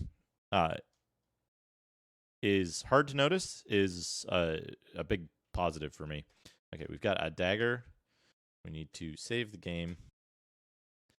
And then we want to see if the light doesn't continue out into the library. So what we need to do is we need to take the oil lamp. And what we want to do is we want to run to the center of the library where there's space. Like here. We want to drop the oil lamp. Use the dagger. And kill that guy. Oh, timer. Thank you. We actually need to, I think we need to update the timer. How long do you think it was since the last break? Maybe like 20 minutes?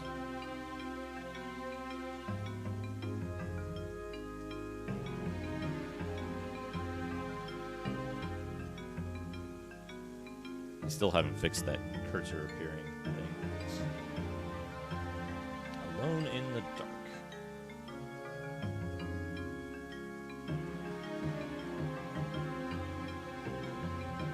Let's add 20 minutes. Yeah, we'll add 20 minutes to it. I think that's probably fair. We'll load it.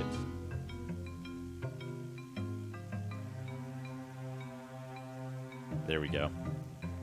All right, so now that we've cleared up the library, we can search. What did that say? Nothing important in this bookcase.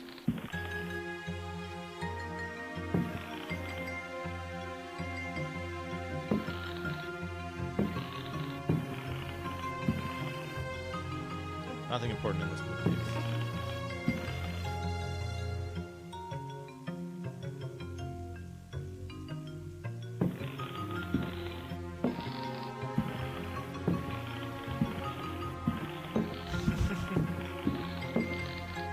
Bureaucracy.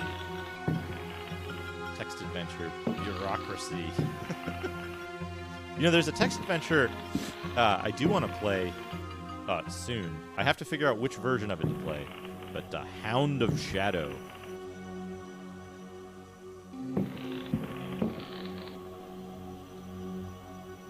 Hound of Shadow is the same developers as Daughter of Serpents, but it's a text adventure instead of a... okay, we found another book.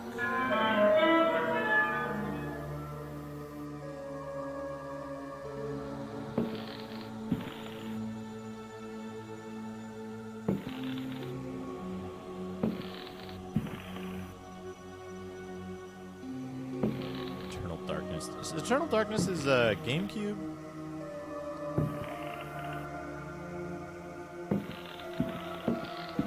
I think, did Metal Gear Solid 1 do the, like, input switching thing or something?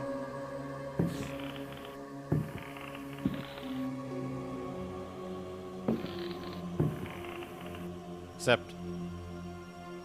Yeah.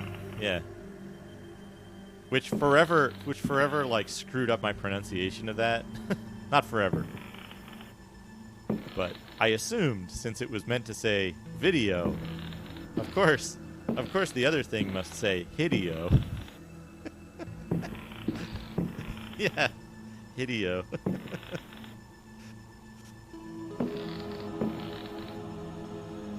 got some books. We're gonna go back to the.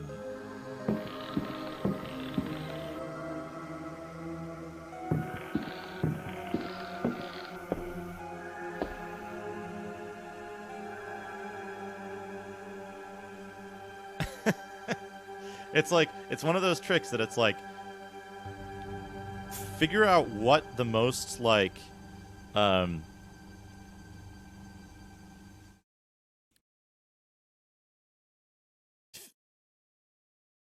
figure out what the most common model of display that you're going to see is, and emulate that exactly. Because then you'll get a bunch of people. Don't make up like a fake UI. Copy one exactly so that you'll get somebody.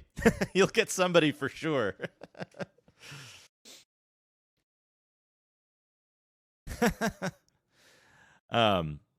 Also, the first time I played Metal Gear Solid, I played it. I didn't have a memory card. And it made the Psycho Mantis fight very hard because at the start of the fight, he does this thing where he's like, I'm gonna read your mind. I see that you like this other game that's on your memory card. But instead, if there's no memory card, if you've got that far without saving the game at all, if there's no memory card, he goes, I can read your mind. Wait, I'm not getting anything. I can't read your mind. And so he tells you he can't read your mind. And then, like, the fight, it's like, he can read my mind. You're like, can he or can't he? So it made it very confusing. It took me longer to beat that fight than otherwise. Also, I think it was Metal Gear Solid. If you played without a memory card, you could, you had infinite continues, and you could continue from, yeah, you have to use controller too. I eventually figured that out, because you get like a codec call or something if you survive long enough. So, if you play without a memory card, you have infinite continues. And you continue right at the last screen you were on. Instead of going back to like your most recent save or whatever. So it's interesting. It's actually, I think, maybe a little easier that way if you plan on playing it through in one sitting. Fragments of the Book of Abdul.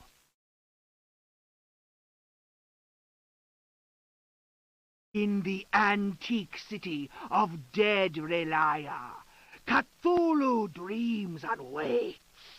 In the pit of time, the unspeakable lies in wait. That is not dead which can eternal lie. Relaya, your blocks of stone seal the ritual that gives birth to fear. Cthulhu Fatang! Cthulhu Fatang! Ayah! Ayah!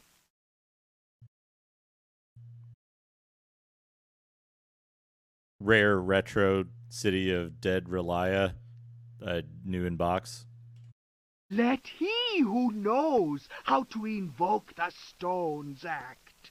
It is time. Let the shadow of Cthulhu darken the sky. May the servitor of the black goat of the woods with 1,000 youngs sound his flute in honor of the unspeakable.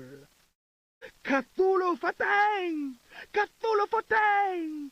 Ayah! Ayah! Yes, Twisted Deeds. It is very much Lovecraftian. It's one of the interesting things about it, I think, as compared to the later games in the series. It's very much a like Cthulhu game, except in a Louisiana mansion. Also, Fatang. Cthulhu Fatang. May he who may not be named cast his withering gaze upon the unbeliever. For he is the door, the key, and the guardian of the door, and holds you now in his immense power.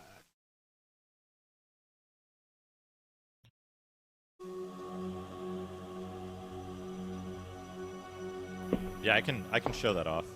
I can show fragments of the Book of Abdul.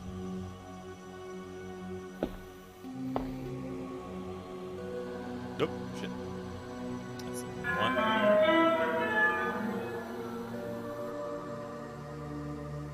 It's so I believe if you read the Ludwig book Prien.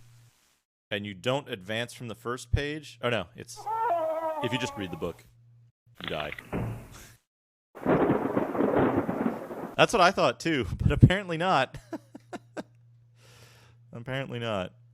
Yeah. It's fine though. Throw the book at them.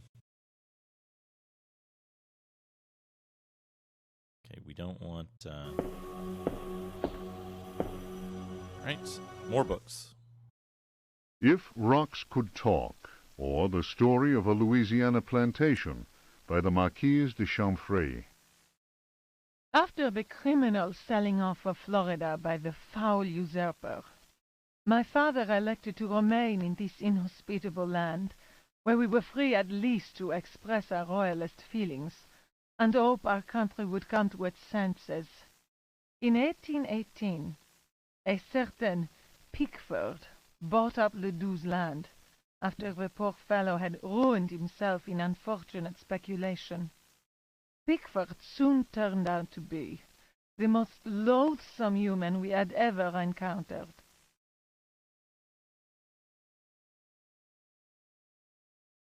He was an adventurer of the worst kind, nouveau riche, and bloated with a grotesque sense of self-importance. First came the incessant army of men with shovels, digging into the mountain of earth that was to fill in the surrounding swamp. The undertaking was quite stupendous. We learned from a slave that the final objective was to connect the existing caves with another one of gigantic proportions. I have something very special to show once this book is done. Racked by a mania of persecution, Elia Pickford constantly fired his workers and hired new ones. He did all he could to keep anyone from learning about his plans. My father was amused and said, "The poor fool will end up getting lost in his own cave." But the walls went up, and tongues started wagging. Our detestable neighbor had been a sailor, a ruffian grown rich on questionable trade. Distasteful stories were told of him. Ruffian. Inexplicably, a map? When the work was finished, Pickford invited us to the opening of his rambling mansion, which he named Derceto. My father asked what the strange name meant. Pickford answered, "Derceto reminds me of Astarte, the fertility goddess. Around here, the name is Shub-Niggurath.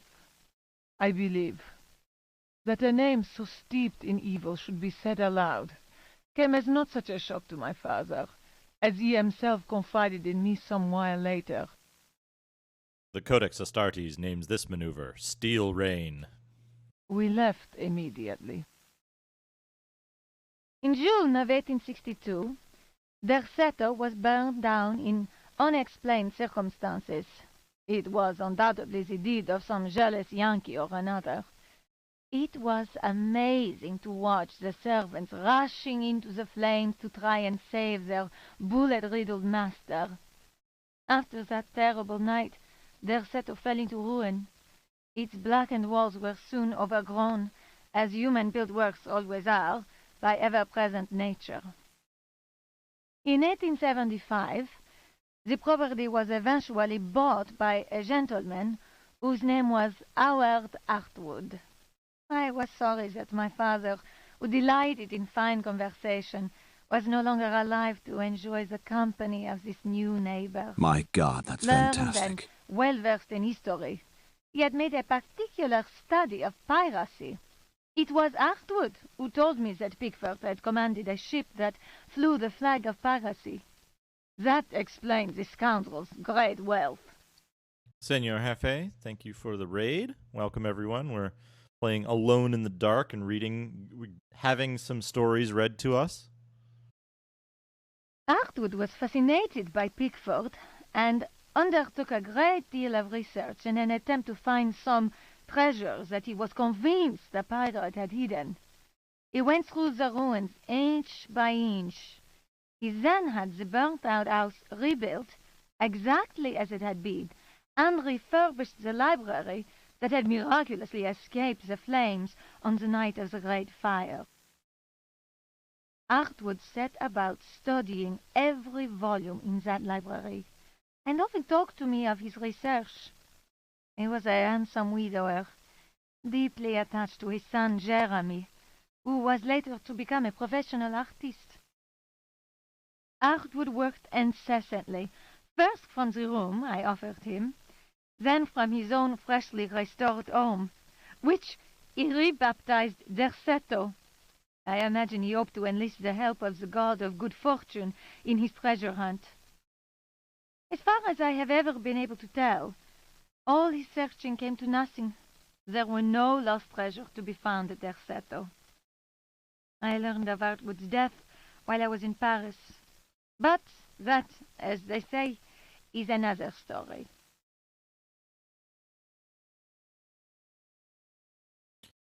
Yes, welcome everyone. Hey, Nixt. There's Zoltan. I love that hockey mode. I gotta replay that on real hardware one of these days, because I should be able to play it at higher fidelity with less of the issues. I think I'm being followed. What could they want from me? Senor Jefe, thank you for the follow. Alright, what do I want to do? Save. Right. I had something I wanted to show. I have some incredible dank art from Fisek. Fisek is still here, but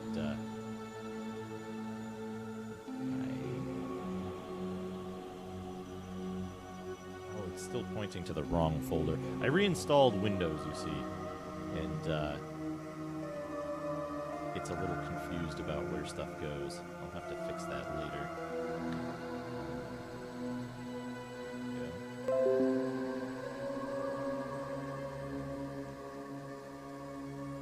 Look at this incredible art.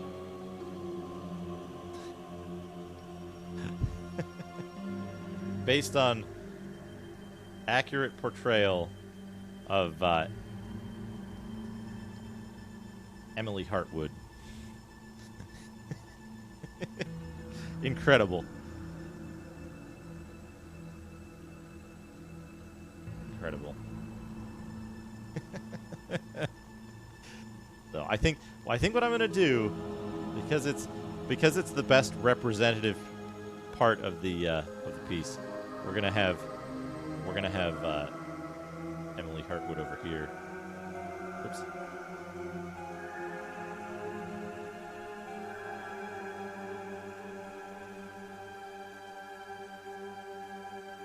Yeah, the house is excellent as well. But yeah, thank you, Fisek. That's amazing. Oh, I could put her in the paper. Yeah. Perfect.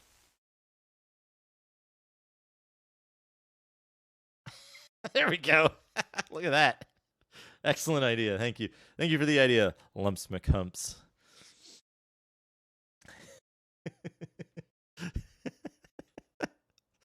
Brilliant. All right, we've got 2 more books to read.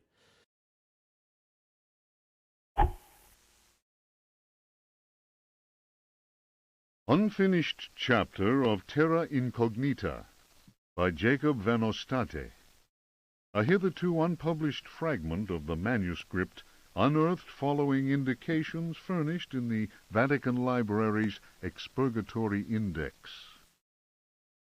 In those icy and unwelcoming lands, the rites of wizards and healers are deeply rooted in ancient legend. Mysterious and cruel beings are thought to have ruled over the Arctic plains in times past. A cursed city, enclosed by massive walls, is believed to stand to this day. It contains fabulous treasures and is inhabited by the degenerate descendants of those who instilled centuries of terror in the hearts of the people. Cool beans. That's pretty good. These people, naturally placid, are seized with rage and horror at the very mention of the prisoners of the ice. Were these dreadful captives to be freed from their frozen cells, they would reap a horrifying tribute of human flesh. These blood-curdling beings may be invoked by certain ritual words. They can even be controlled, albeit with the greatest of difficulty. Prisoner of Ice, that's another wonderful Cthulhu horror game, which I believe has 3D rendered sprites and like digitized actors. I admit to being impressed by these tales, repeated to me on many occasions and in a number of different places during my travels in the region. I have also seen troubling cult objects, sculpted in a material unknown to me. Another remarkable fact is that local Eskimos experience great distaste in pronouncing certain words, and invariably avoid saying them. How do you feel? Was it good? Doda, Omaika. Here is a living example of the power that words contain. As it is said in the Bible, in the beginning was the Word. Yeah, that's Chubo. That is the way. That is the correct way to summon great evil.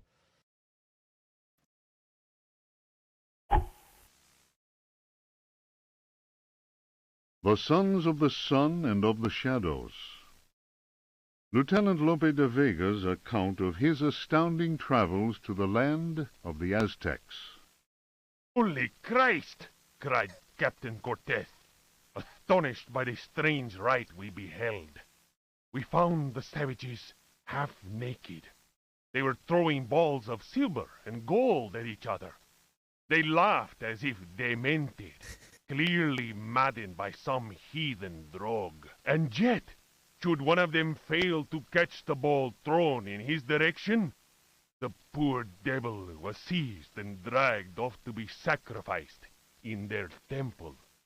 Once we're done with this book, I gotta do something real quick. As we discovered, this frightful game was a ritual most holy to them, and symbolized the movement of the heavenly bodies. The dropping of a ball foretold a catastrophe. That is what the Aztecs believed in their godless ignorance. Their countless deities could only be appeased through endless human sacrifices. The victim's heart, which was still beating, lay in the hand of the murderous priest. The interior of the temple was, as we discovered, the interior of the temple was surprisingly cool. The weight of our armor, our exhaustion, even the burden of our suffering, they were all banished by a sense of awe that the crudely magnificent altar instilled. In the tomb-like silence, a deep voice chanted an incantation. The majestic statue of the water goddess, Chalchihuitlicue, seemed to throb with vitality. This massive stone, draped in a golden cloak and studded with precious stones, was coming to life before our very eyes. Horror of horrors! The granite eyes of the statue, empty of life only moments before, were now injected with blood. We staggered back in amazement. Dom Jose was taken by a fit of convulsions. He tried to raise up his crucifix, as if to ward off an attack by demons. The heathen priest laughed cruelly. The statue's mouth cracked open in a deathly grin, bearing teeth sharpened to dagger points. Captain Cortez cried, "Attack!" But it was no use. We were glued to the spot. We were unable to move. Our armor seemed to be bolted to the temple floor. Our legs weakened, and we collapsed in a thunder of steel. Only Cortez had the presence of mind to unsheath his dagger. He hurled it at the cackling priest. 4 inches of the finest Toledo steel buried itself in the heathen's face. His blood spurted, splashing the now lifeless idol. We picked ourselves up with difficulty. Never will I forget that terrible moment. My companions, naturally enough, told tales of devilish enchantments cast upon our armor. Whatever the truth of that, I could not deny that the supreme god of the 4th universe had treated us as mere playthings. I am convinced that a terrible energy is yet contained within that heathen statue. A power strong enough to change a proud conquistador into a helpless puppet. Drawing of Chalchihuitlicue by Dom Jose de la Sierra, done before the destruction of the Aztec temple of Tenochtitlan. So that's the clue to the throwing the idol at the armor puzzle that you wouldn't normally get. Night sprites, that's good. Good use of that. So that's the clue to the armor puzzle. But now we need to hear that guy's first line again because it's amazing. Holy Christ! Holy Christ! I think I'm being followed. What could they want from me? With Chris and Keith, thank you for follow. Okay, so this room is constantly lit. We got this is all good stuff, right? We don't need this dagger anymore. Actually, hold on.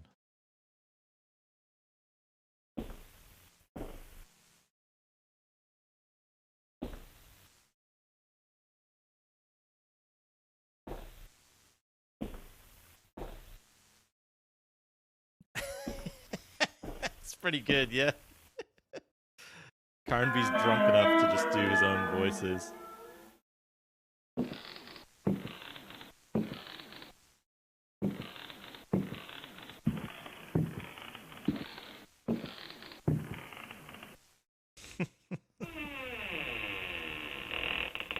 Uh-oh.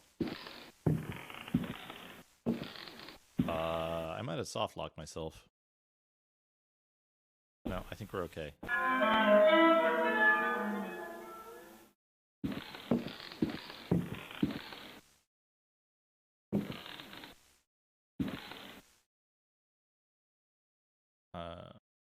Just need to turn the lamp off.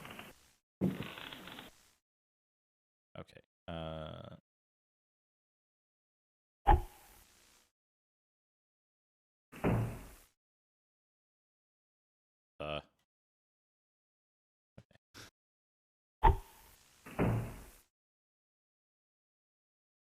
Holy Christ!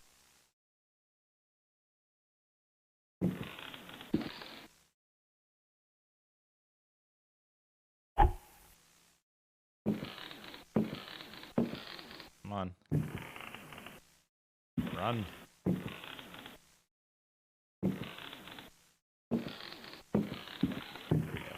There we go. Now, I think we have the key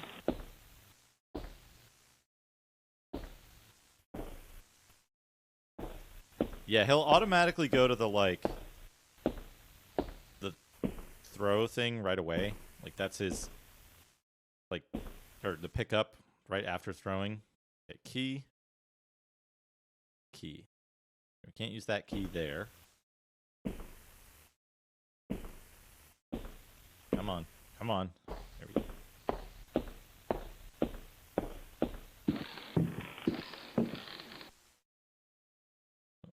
Use. It's locked. Use the key. No.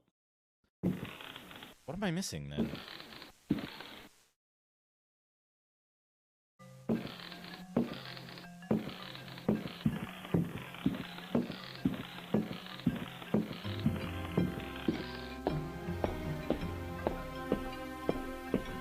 think I got the stuff from in here, right? Don't forget the stairs, don't forget the stairs, don't forget the stairs. There's plenty of soup for everyone. Right, spiders. It's fine. What am I missing then? Talisman. The thing to get the sword. I'm missing the correct record, I think.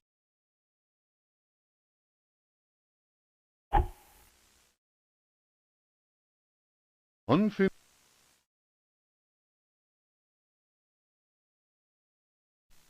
The sun. Holy Christ!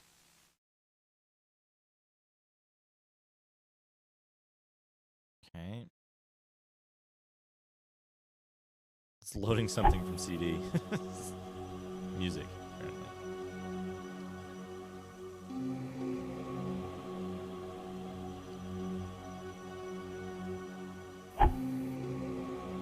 Okay. Got the talisman. The talisman doesn't do anything yet, as far as I know. Matchbox, the lighter.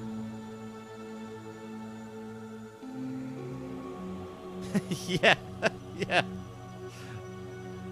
Definitely. That's what I'm thinking. I wanna get that. With the, like, with the frog from the intro.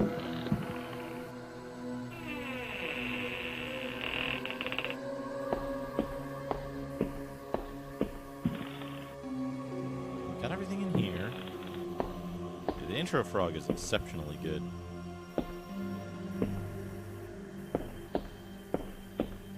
What am I missing? Got the things in there. Oh, the key probably opens... The lamp goes off. Okay. So the lamp always drains. You can't, like, turn the lamp off. You need to keep the oil separate. No, we got it in here.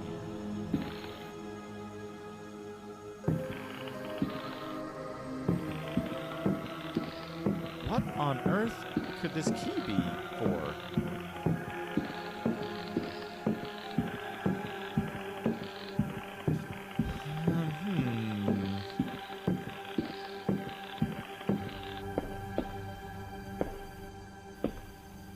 I thought it would be the basement key, but it's not.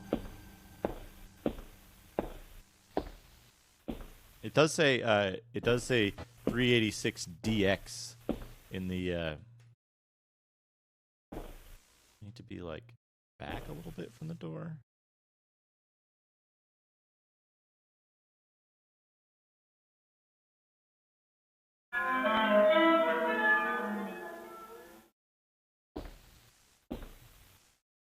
Yeah, buzzer. They call it buzzer in the setup, and I'm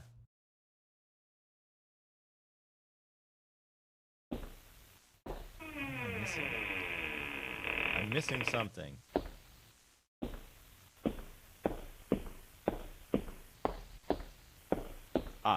This is what I'm missing.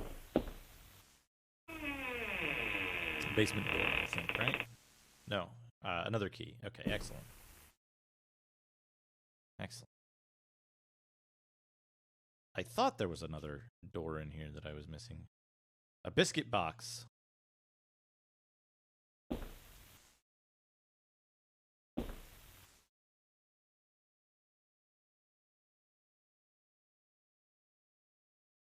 An empty box. I'm pretty sure the biscuits are safe to eat. Actually, hold on. Okay, yeah.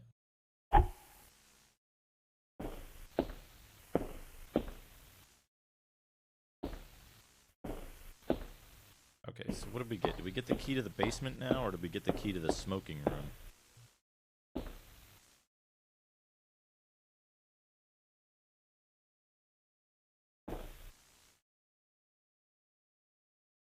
Must be the key to the smoking room.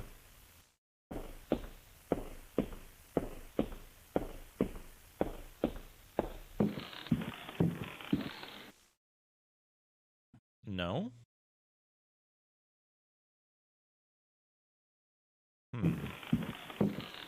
There's only one other locked door, and it's the dance hall here. Those keys aren't to that either. What on earth? Am I just positioning myself wrong for these doors? It's locked. Okay, it's locked. Use the key.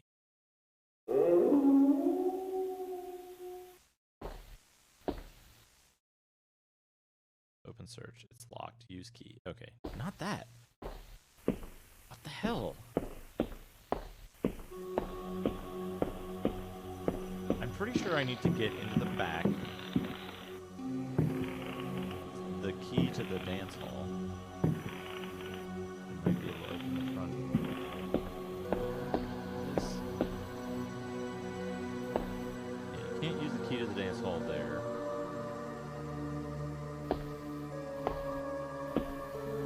Was there a locked chest upstairs that I didn't get? What am I missing?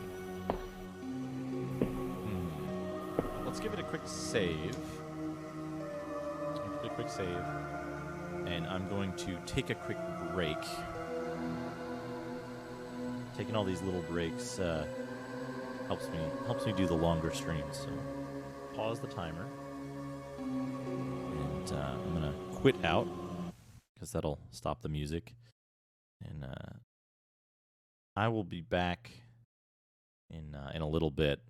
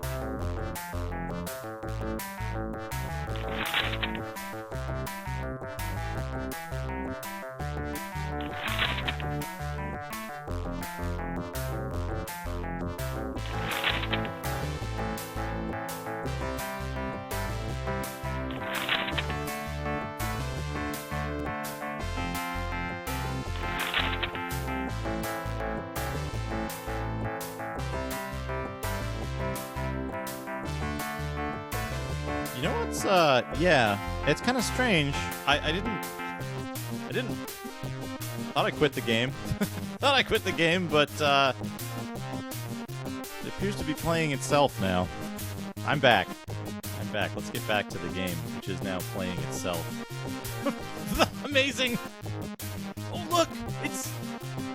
It was like Proto-Carnby.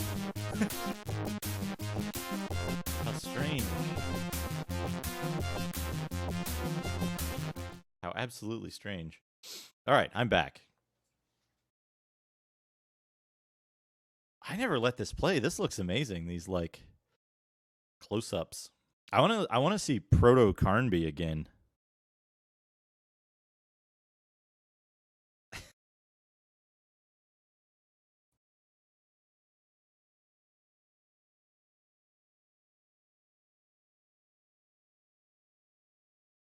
kind of don't remember some of these late game scenes.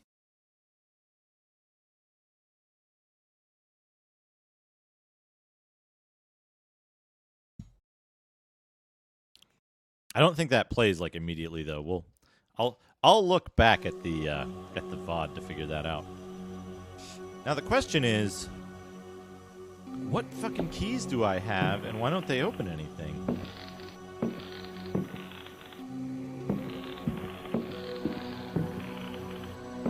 Yeah, platforming jumping puzzles. Why can't I open these? I'm gonna look up. Playing this from memory, I've completed this game multiple times, but I'm gonna look up items, keys, list of items.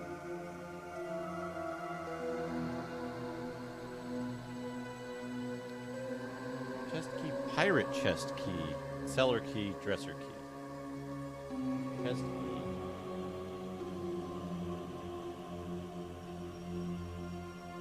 That we've already used.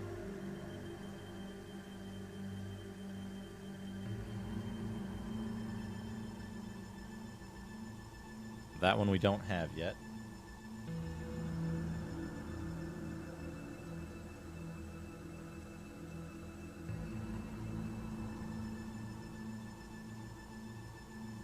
Okay, we have this one, and it's not working.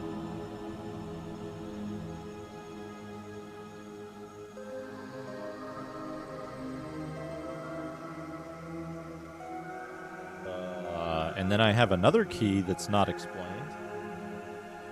In this wiki, at least.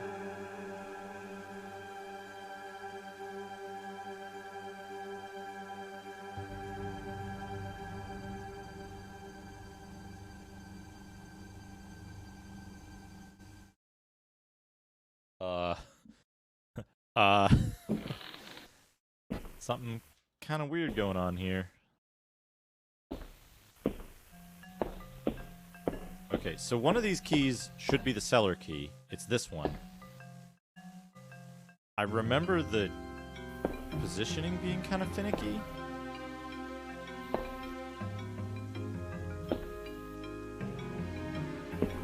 To use it.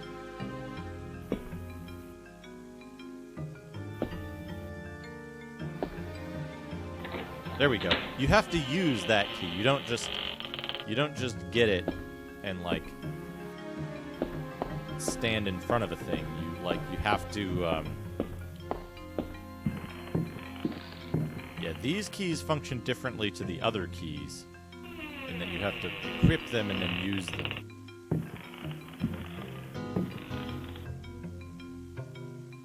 Open search. I found a record and a book. Excellent. Something interesting here. This is one of the rooms in the game where you can tell that these backgrounds were painted by hand and probably not entirely from 3D stuff. If you look at the perspective on that bookcase.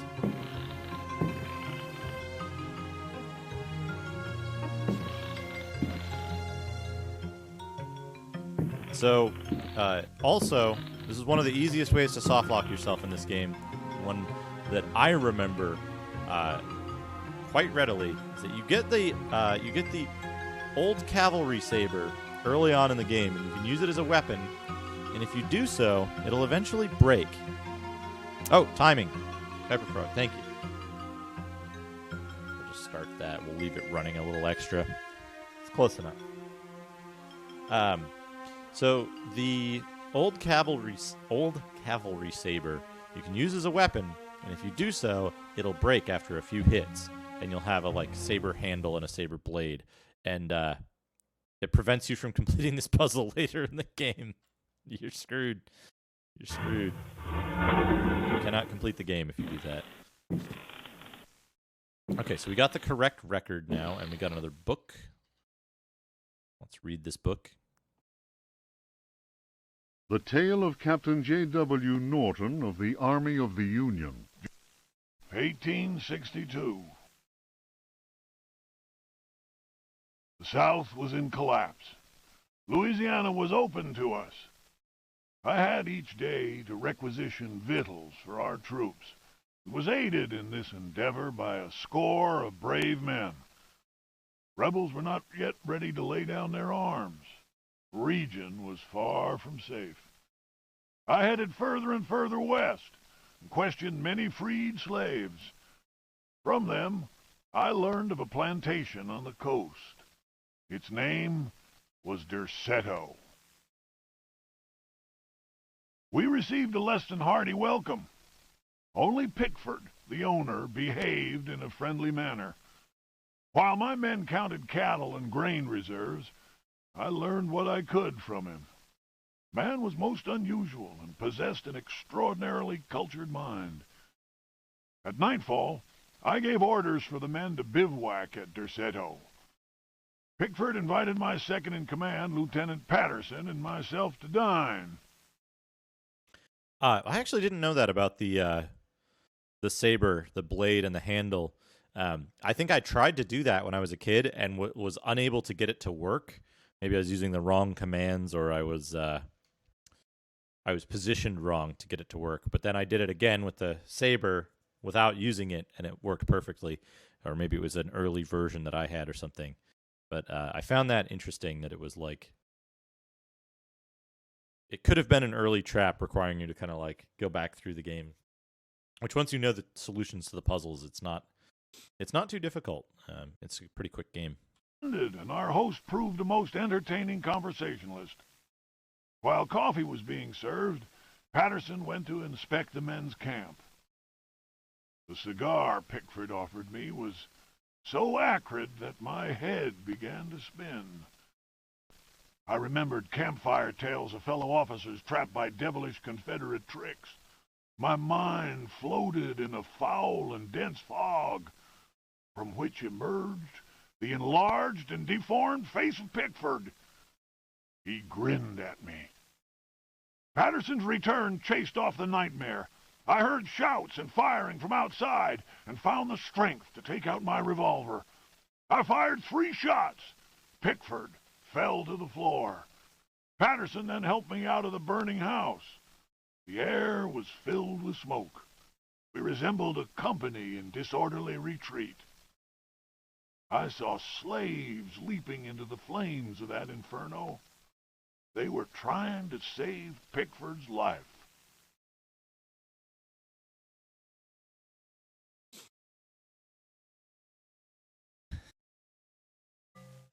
Hey, Sinitar. Welcome. J.K. Simmons. Why does J.K. Simmons sound familiar? I can't seem to place that name.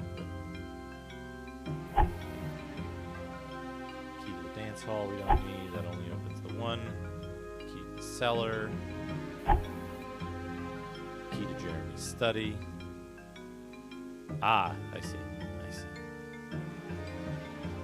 Oh, if you try to throw items too quickly,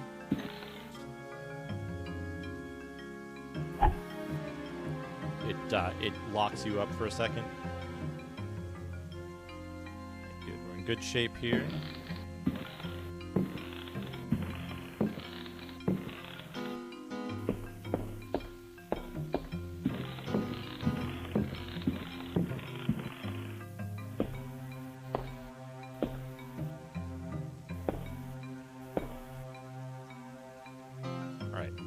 Hardest part in the game. Hardest part in the game. Where's the record? This record.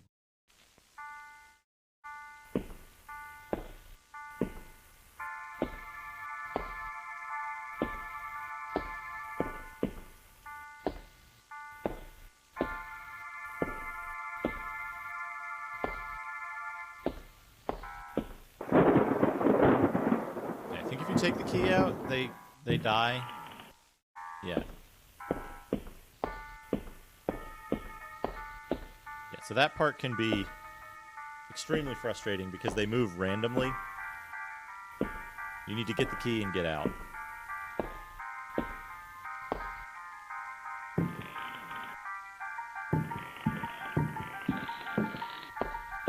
I thought I remembered being able to read the names of the records specifically, but I couldn't find a way to do so. Okay, now we got the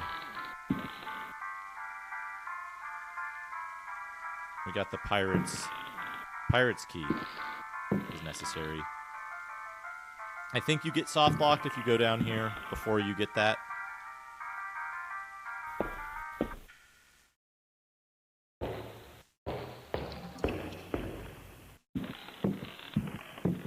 Oh no. Dot, if you're still here, please post the amazing trilogy of Sinersha clips.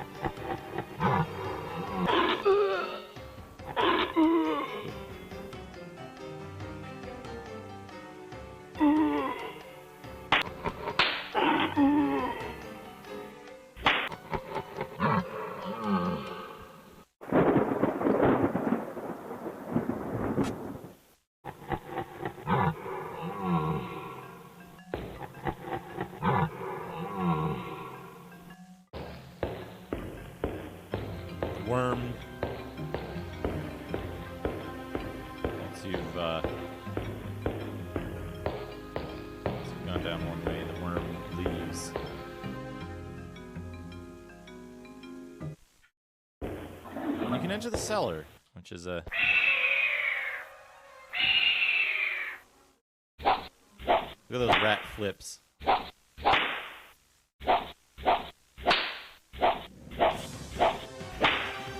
I believe the rats are invincible.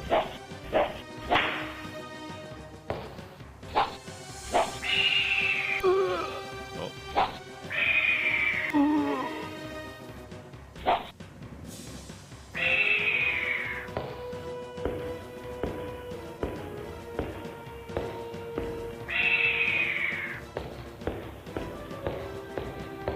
The way to deal with the rats is you lead them around in such a way that they can be there's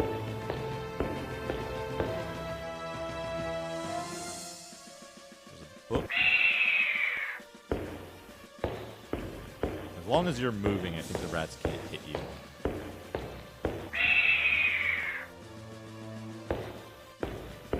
Some bullets. Bullets.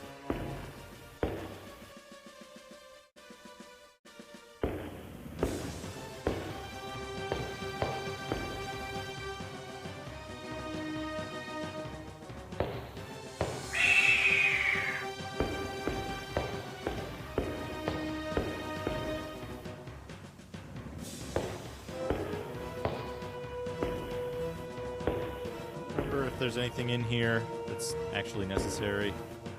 It might just be a plot point for later.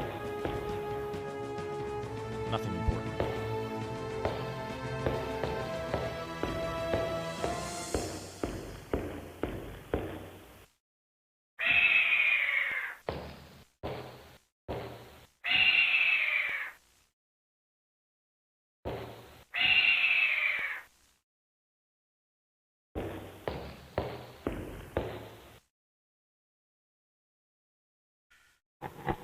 No! Fuck! Get back in there. What? What? Come on, dude!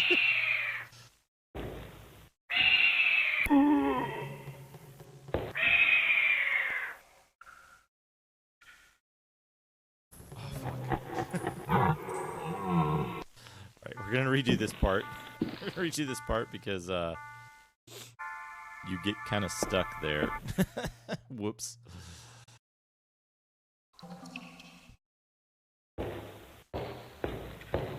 But that is, in fact, the only way out because of the falling bridge here. I think I'm being followed. What could they want from me? Space Neurosis, thank you for follow.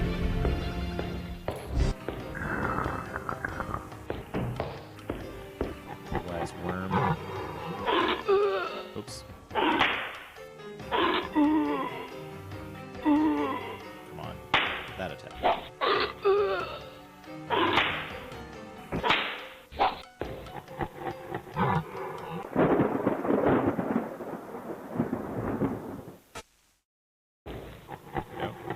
Hey, Carl. Welcome. Welcome.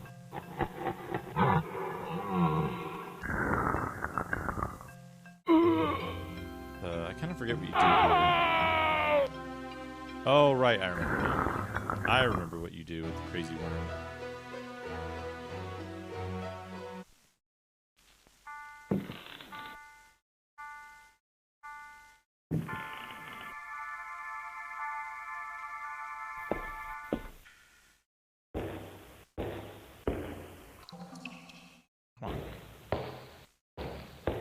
Got the run going.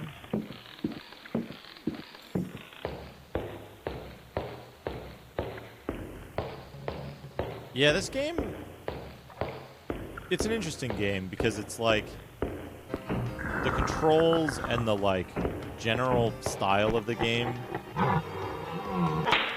can be very hard. Like, it can be very difficult to deal with this game now. We need a new save. 'Cause I don't know how my health is right now.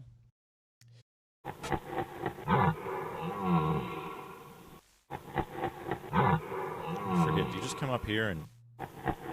I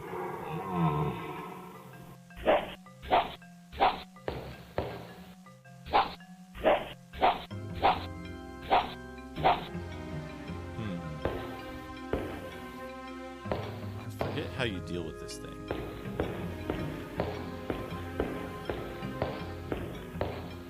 Forget how you deal with it. But yeah, the inventory stuff, it's basically like, don't carry anything you don't need. There was a book in the basement that we didn't get. We have jump on our actions now. Whoa. Oh, it kills you instantly. You just need to, like, go see it there and then back off.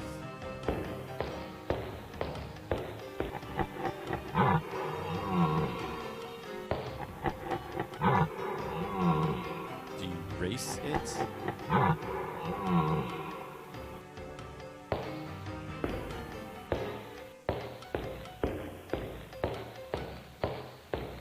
This doesn't seem right.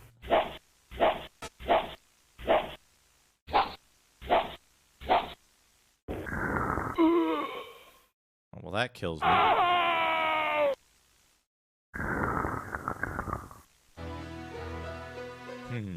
Whoops. Wrong save.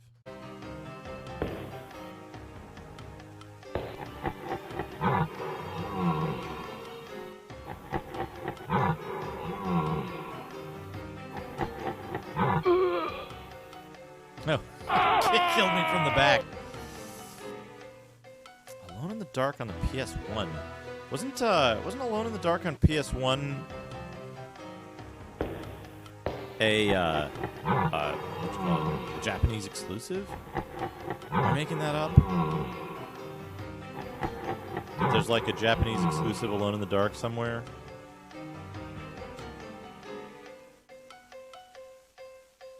One-Eyed Jack's Revenge. What is the poker used for? I don't remember. I didn't use it. Okay. Dude's stuck. Means his face.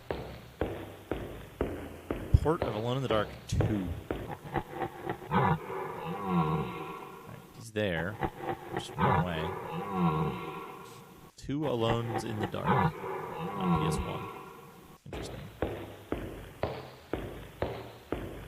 Okay, yeah. Seeing him there makes him go around the corner, I guess. Right. This is very confusing. Okay, here we go. I think this is, oops. Mustache. I think this is a one-way deal.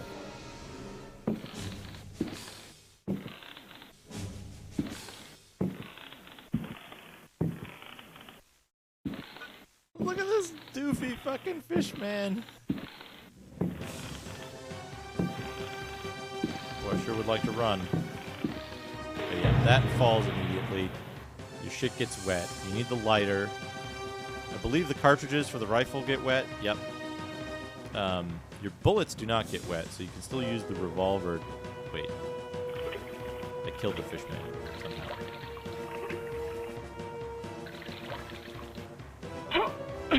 No, he just popped up somewhere else. It's fine.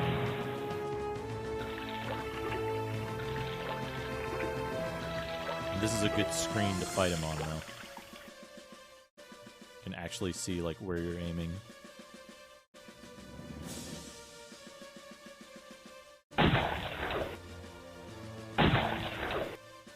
Dead.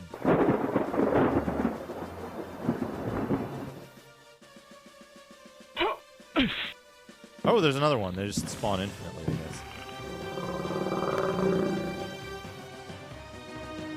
Good thing we've still got a sword.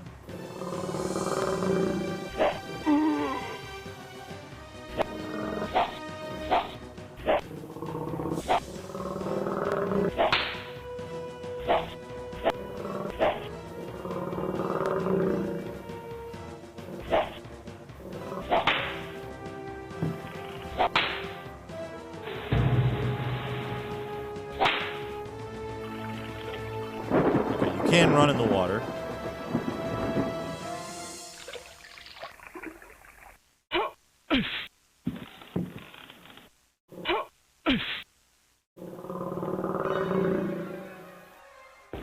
This fucking thing, biker mice from Mars.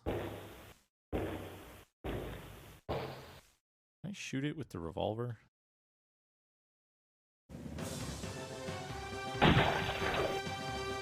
Ew.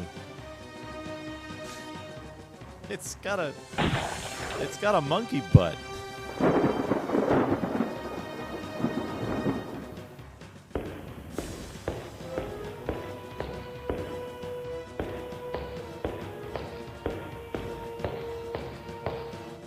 All right, this part.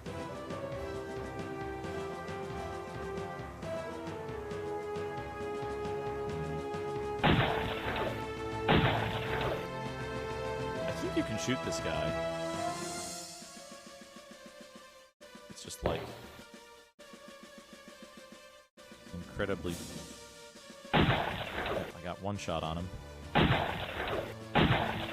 Two shots. There we go. And that's what you need the revolver for, basically, because you're almost guaranteed to fall in the water.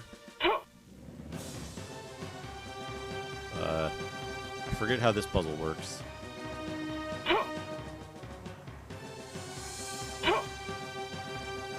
I think I took the right path.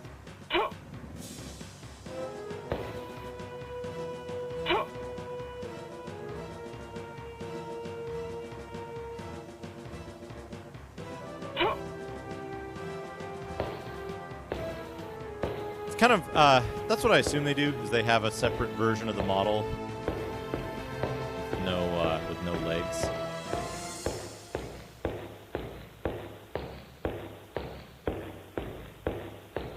One of these ways is the giant worm, which is going to kill me, and the other is not. I think, right?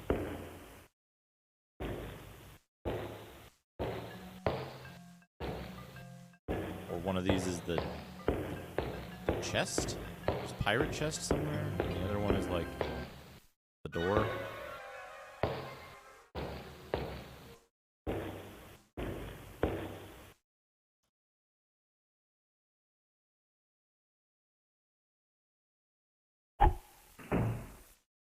Funnel web spider.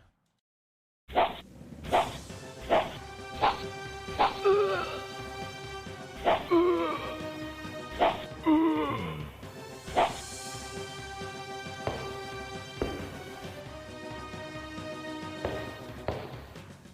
of forget how you're supposed to deal with this.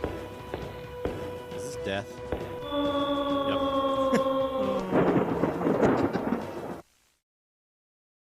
Did I save it after the jumping puzzle? I didn't. I didn't save it after the jumping puzzle. Whoops. Now,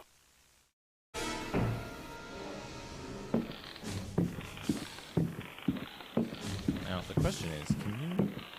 I wonder if you can jump over this thing without falling in the water. You might be able to. Which, if this is successful, this would keep the... Yeah, it keeps the cartridges intact. You don't actually have to fight the fishman ever. And unlike the...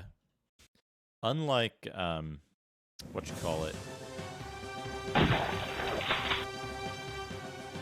Unlike Alone in the Dark 3, it doesn't modify your inventory when you pass certain sections of the game to like make assumptions about what you've done. It's like Alone in the Dark 3, that's the thing that annoyed me the most about it was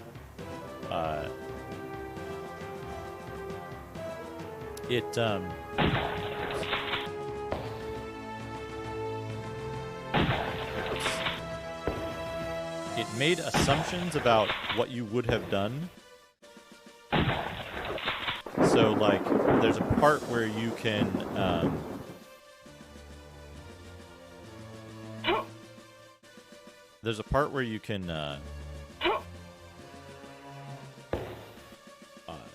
get a Gatling gun, and it has a certain amount of ammunition in it, and then after you use up the ammunition, it jams. Well, I was like, fuck, I don't want to use the Gatling gun on these easy enemies early in the game. I want to save it for later. And then, surprise, surprise, the Gatling gun disappears from your inventory when you pass a certain puzzle, like one area later. So I'm like, oh, hey, now I can't use the Gatling gun because it's deleted it from my inventory, assuming that I would have used it and dropped it prior. Which, that was when I stopped playing the game for a while.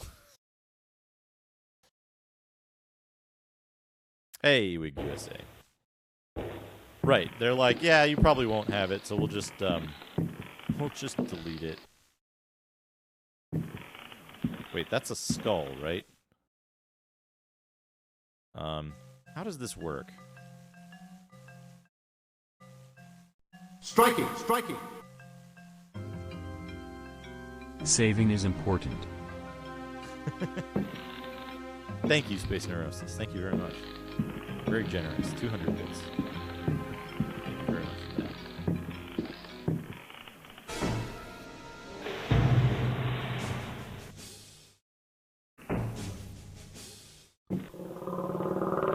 Right, so now I need to go... I can't go to that one. Mustache. Fortunately, I had just saved.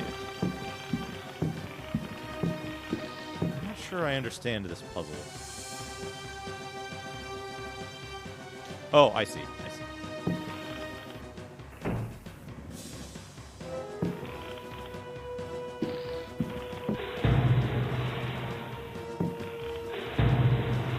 Nope. Cartridges are where. We're gonna do the... Whoop. Fuck. Wrong one.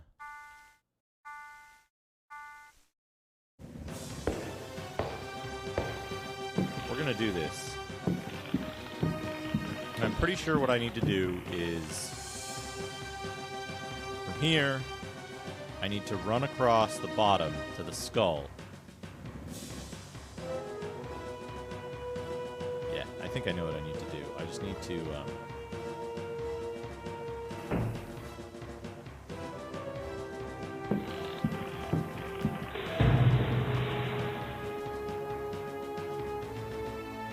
across to the skull. And then I need to go up here. The sword. We'll use the rifle. Oh, we won't use the rifle. I'll use the rifle in a second. Oh, no, bad idea. I'm standing on the fishman's head. Alright. Try this again. One shot.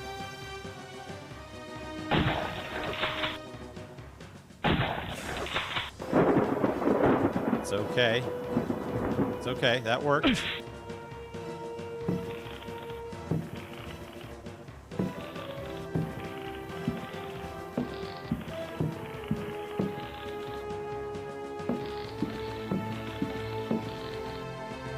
Okay, that falls, and you can't go up there. What on earth?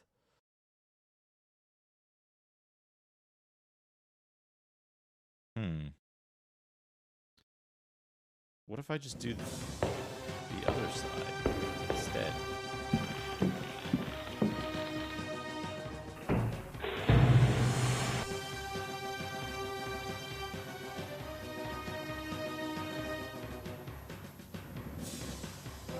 This seems like a better route.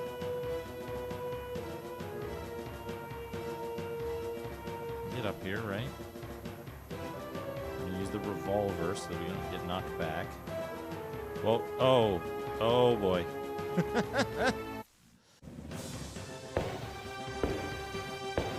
Hey, Hyper Neo Geo.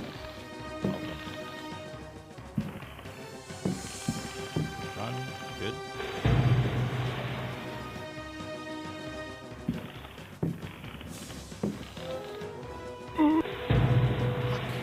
Getting the run here is important.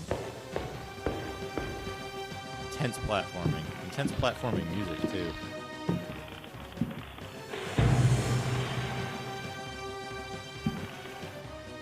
There we go. Got the run. Jump up. Just jump this one. I guess I could jump that other one, too. It's only a single thing. Can we defend ourselves with the sword here? Yes, we can. Look at that.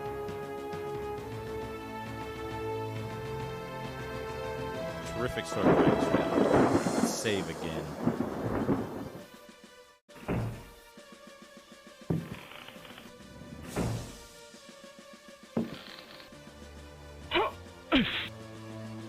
Whoop.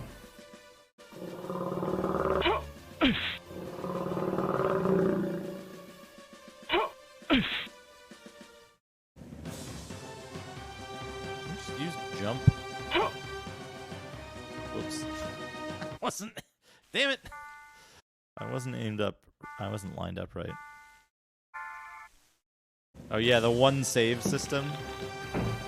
You'd think after the Broken Land he learned his lesson, but no, he just gave up on the Broken Land and declared it impossible. Okay, this is where we want to be. Save game. Two. Yes. Good.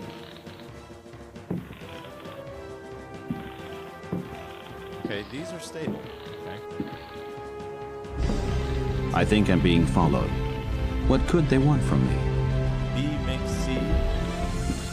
Thank you for the follow.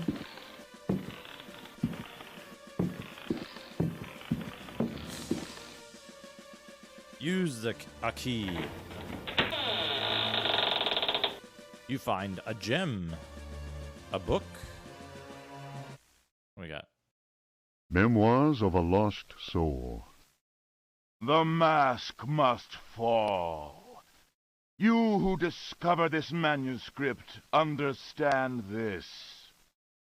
I am here at your side. I am waiting in the darkness of my crypt. Soon you will belong to me. One of my slaves wrote this document. I have lived for 3 centuries, and my name is Ezekiel Praxt, or Elijah Pickford. You may choose which to call me.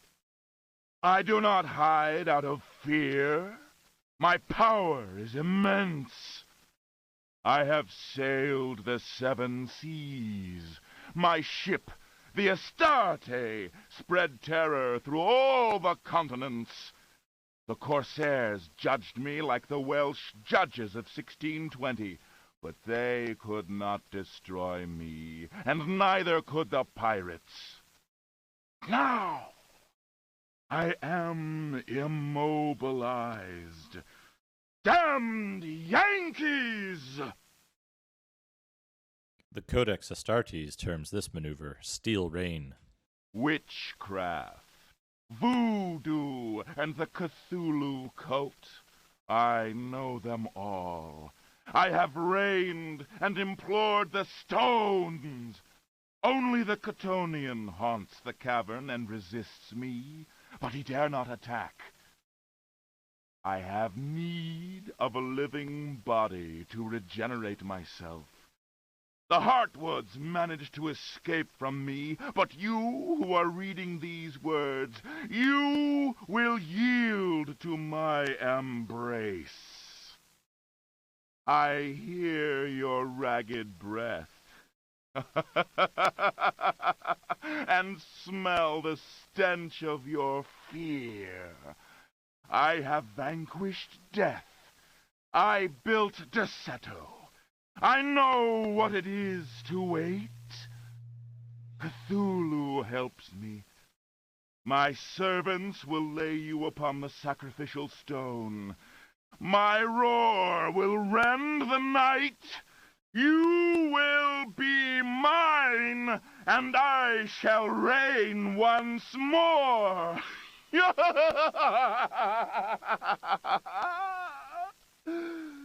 Come to me.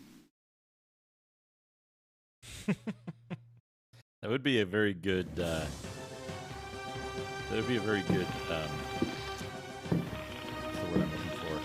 A very good, like, raid or post alert.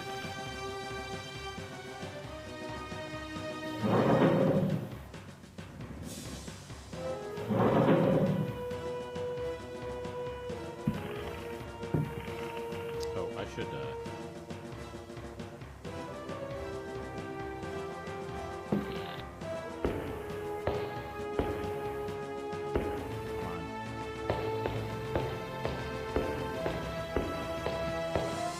This room likely drawn without as much of a guide for 3D model perspective.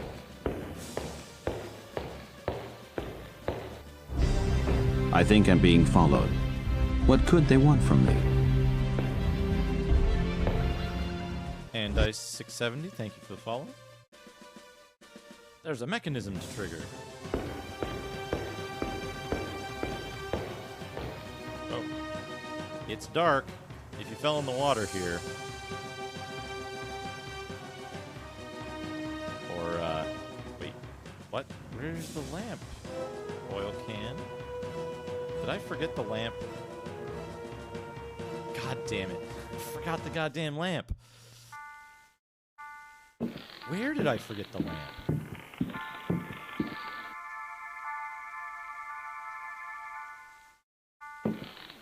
Is it in the library? Oh, I bet I loaded the game outside of the library and forgot to grab the lamp. Like, go back in and grab the lamp before. Yep. Look, there it is. You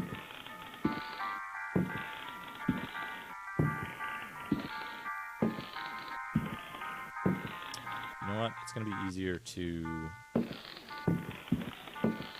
There's an easier way to do this.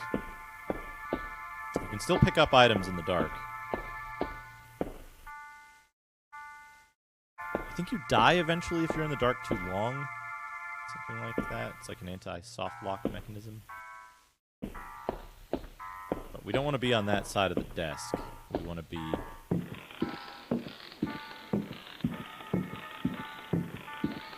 coming from this side.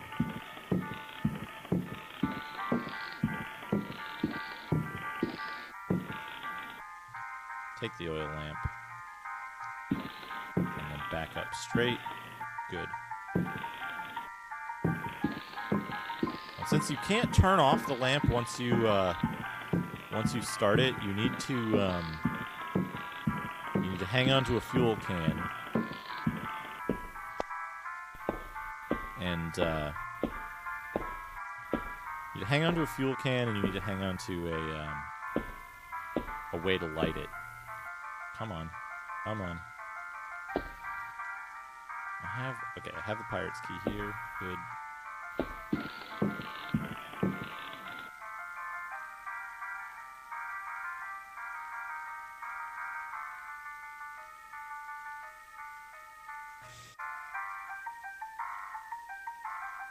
Okay, save over that game. How did I forget the lantern? Jeez.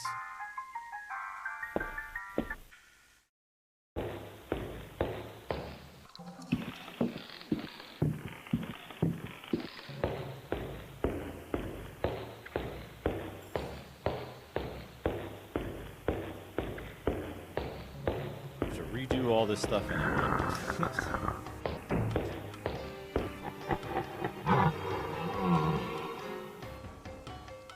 I want to.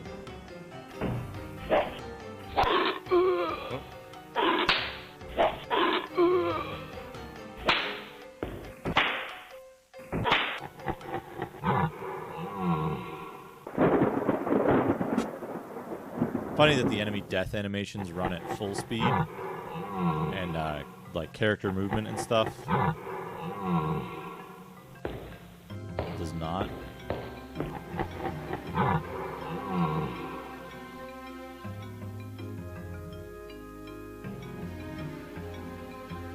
Okay, yeah, you just need to go to that screen, and then when you come around here, he'll be stuck.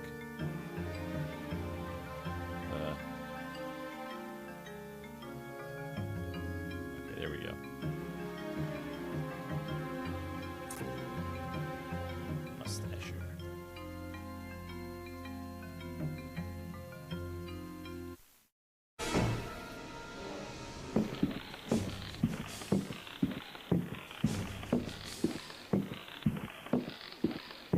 Several parts of this are significantly easier if you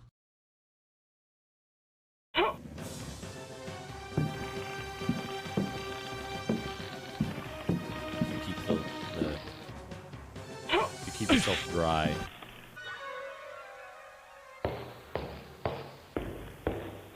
Because you can use the rifle and you can use the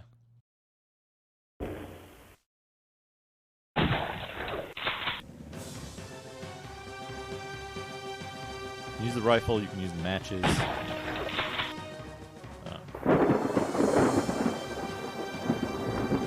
That one didn't disappear instantly. Very strange. This one might be the right here.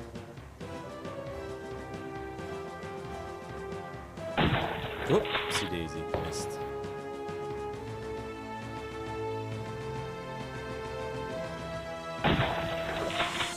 Once. Yes, there we go. Very good. Yeah, we'll save it at the start. Jumps here aren't too bad. Oops, turn. Jump.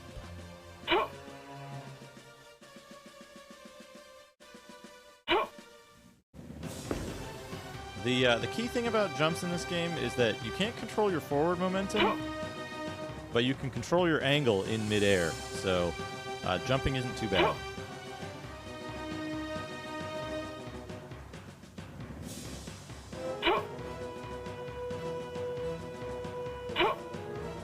The part with the bridges is pretty rough.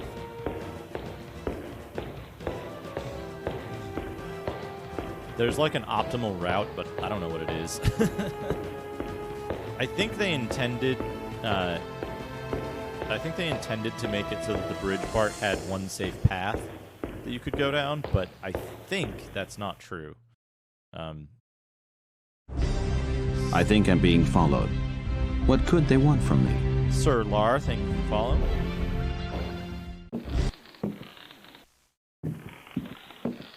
My only problem with this area is I think I'm being followed. getting the run. What could they want from me? Actually, wait. Jump here, right? Where am I? There we are. Okay, good. Good.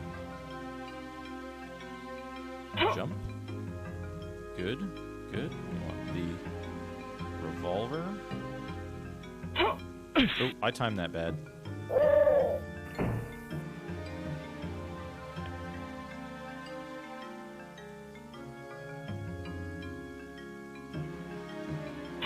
Takes a second to jump up, so we're going to do that when that guy's far enough away that we can aim the revolver. Oops, missed. Missed. Got him once. Missed. Got him. Got him. Whoop. Whoop. Whoop. Jump back up. Jump back up off that fishman's head. I wonder if you can jump this part. I'm going to save it, because this is a risky maneuver. Yep, you can jump across there. And then I believe this part is a safe to walk on part.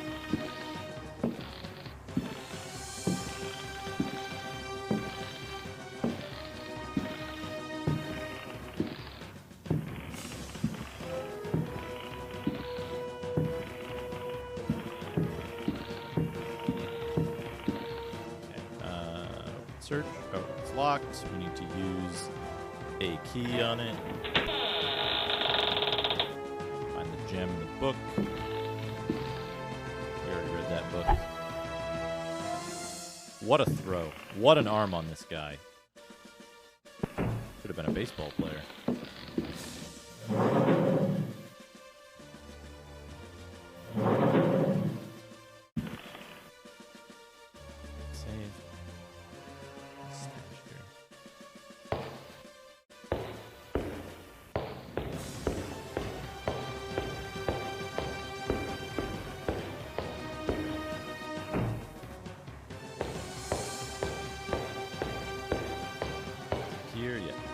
Dark. Use this, reload it, use it. We need to use the matchbox. Why not? Oh, right, it's a maze. Amazing.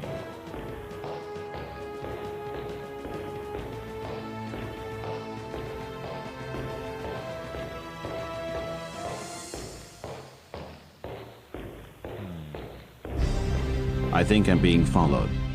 What could they want from me? Oni911B, thank you for the follow.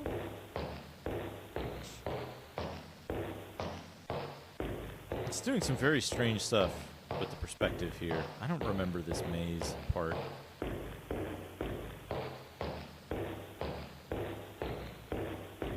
I do remember if you don't do this maze in time, your lantern runs out and you're soft locked. So far, the two bottom sections are not very fruitful.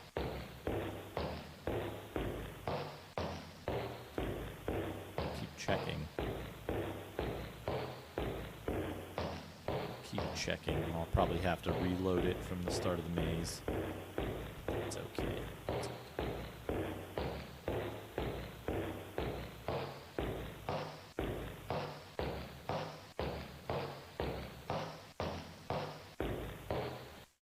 That I expected to be a dead end, but wanted to check. This area, I guess, probably out here or something. Not sure what we're looking for in this place.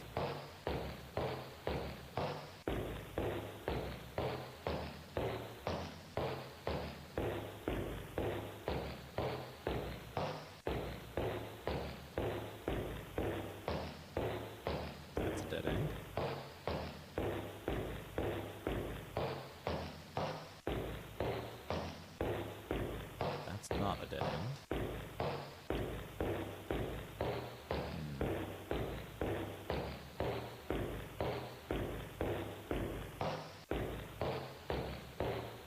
hell is this? This looks...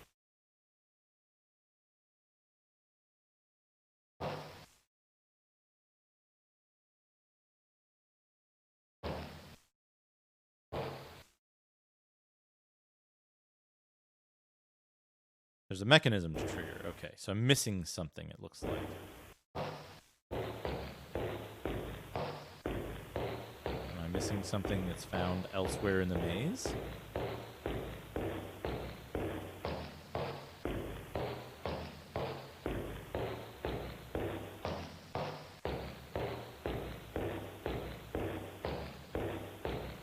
This must be the remains of old Derceto.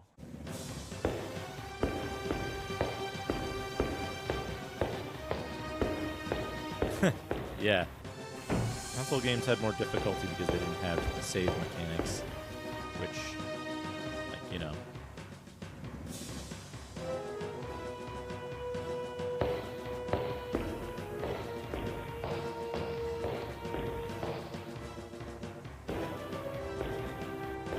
Gotta see, oil lamp.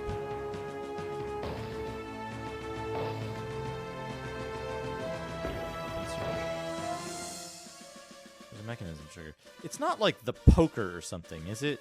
Like, I feel like the poker is used at some point.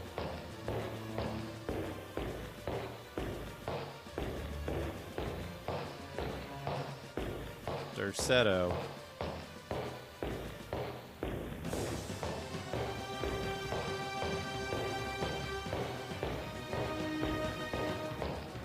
What am I missing though? If this is...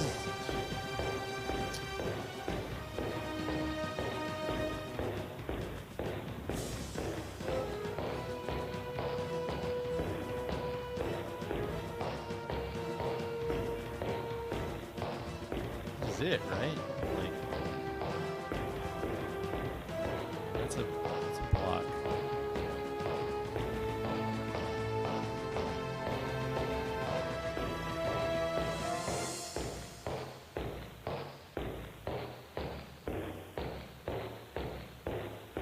Oh yeah, I recall games where you could save when you're dead. That was a thing for sure.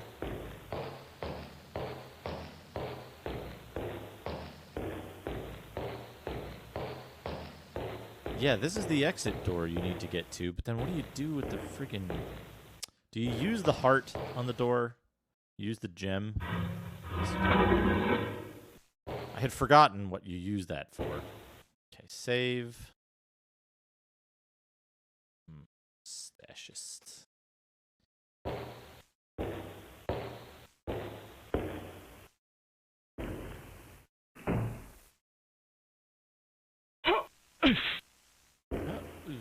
Wait, how do you do this?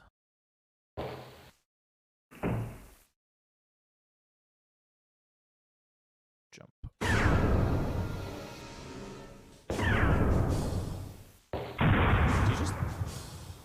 Do you just throw it straight from here?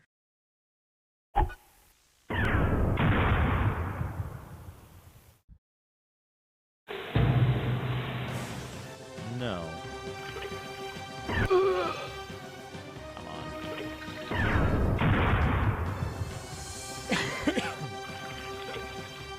Find a hook. Can you get on this thing? The light goes off as soon as you get in the water, right?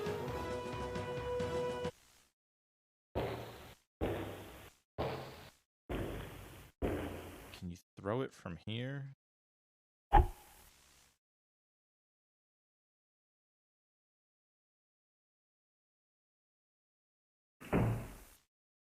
No.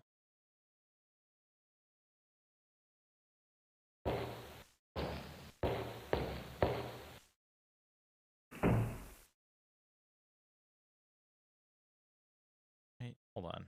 Let's save this. Save it here. Mustache chest. Can we throw the lantern from there? No. Cartridge. Okay, the lantern doesn't go out in the water. I think we need to take the hook first. And then...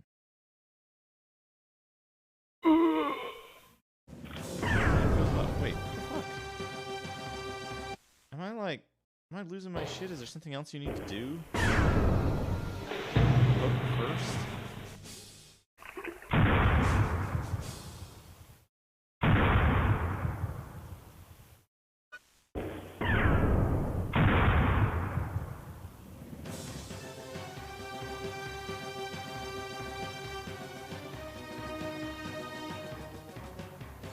The hook to open this. Maybe you just go get the hook?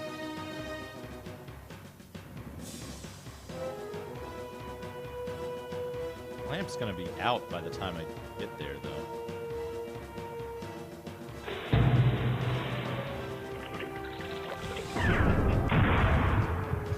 Very good. Speaking of, like, messed up saves, I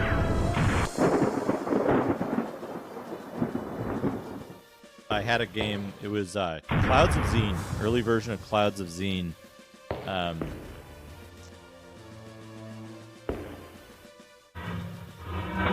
This.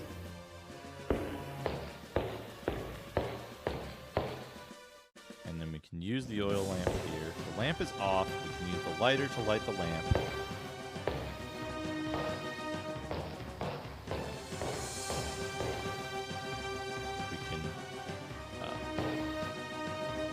Put the oil lamp here. And use the hook here. Take the lamp. And that just puts us back here. Very confused right now. Very confused. I was almost certain that what I need to do is throw the lantern at the tree. Right? You need to throw the lantern at the tree. I thought. Or is it like you need to try to leave and then you get captured? Yeah. I know almost everything. I know almost everything about this game. I just can't remember the specific order of operations here. I thought you get captured at some point. Like, maybe you have to go this way, you have to try to leave, you have to open up the thing in the basement. Whoop.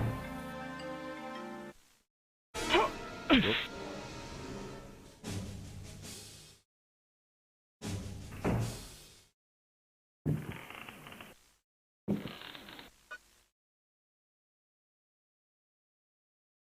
But yeah, if you have the answer...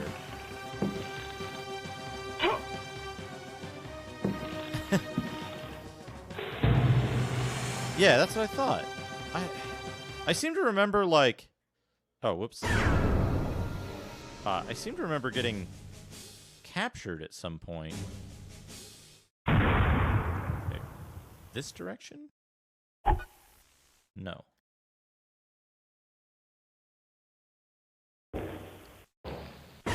Here, we can throw the thing at the tree.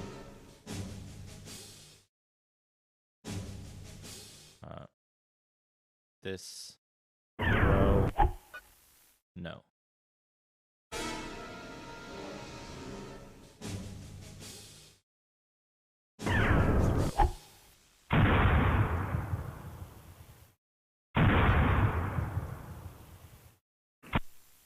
The lamp goes off.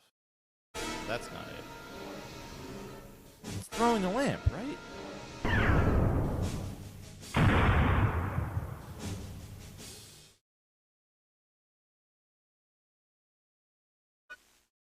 Oil lamp, throw. That's too far to the right. I'm pretty sure the tree's hitbox is right.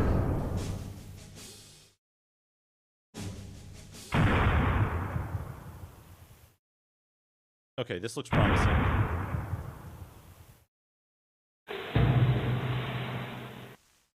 It didn't go. Oh, do I need to be, like, at, like, water height?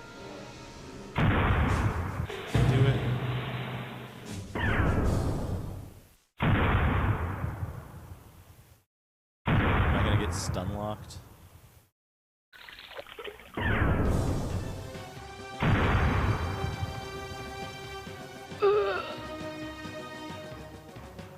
I still have the talisman. I don't know what the talisman does.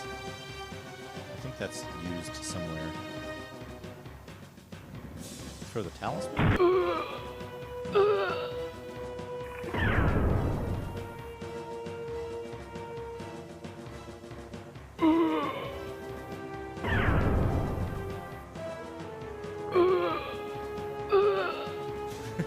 Do not throw talisman. Okay.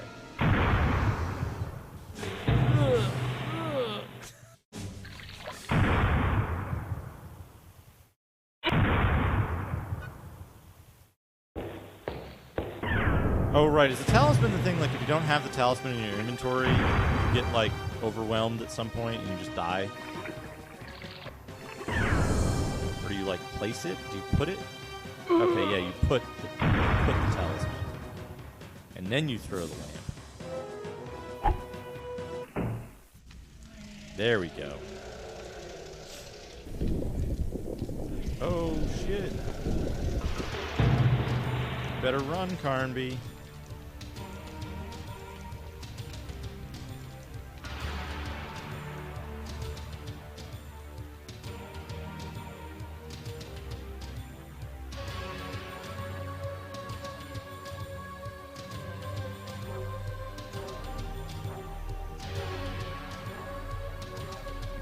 Can I do this? Is this lit up? Oh, it's all lit up. Look at that. You can see the whole maze.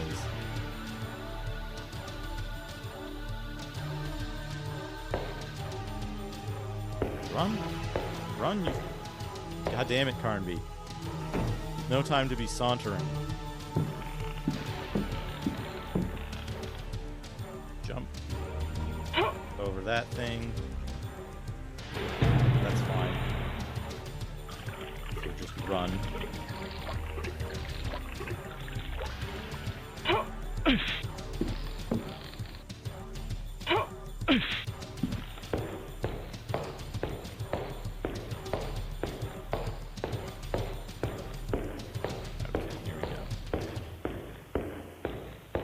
Going the wrong way, the like long way around. You go left at this junction. Oh, no, not that way. This way.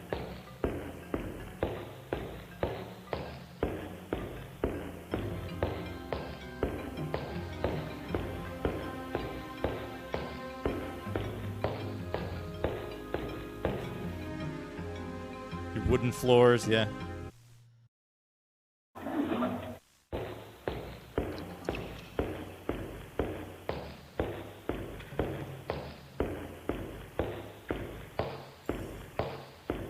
One thing that can happen here is if you go into the cellar early, it's possible to block your exit because, like, I think the rats will show up there. At least I've had that happen where I couldn't get out of the cellar. Oh shit! What? I'm outside. Hooray! And time. What a good game.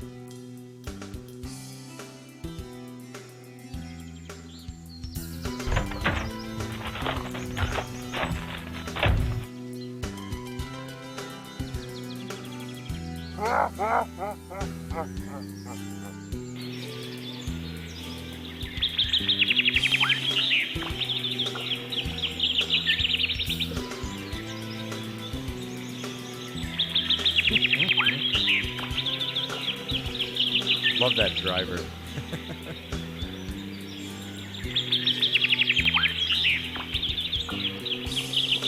The end. What a good game. Isn't that a good game, folks? Very good stuff.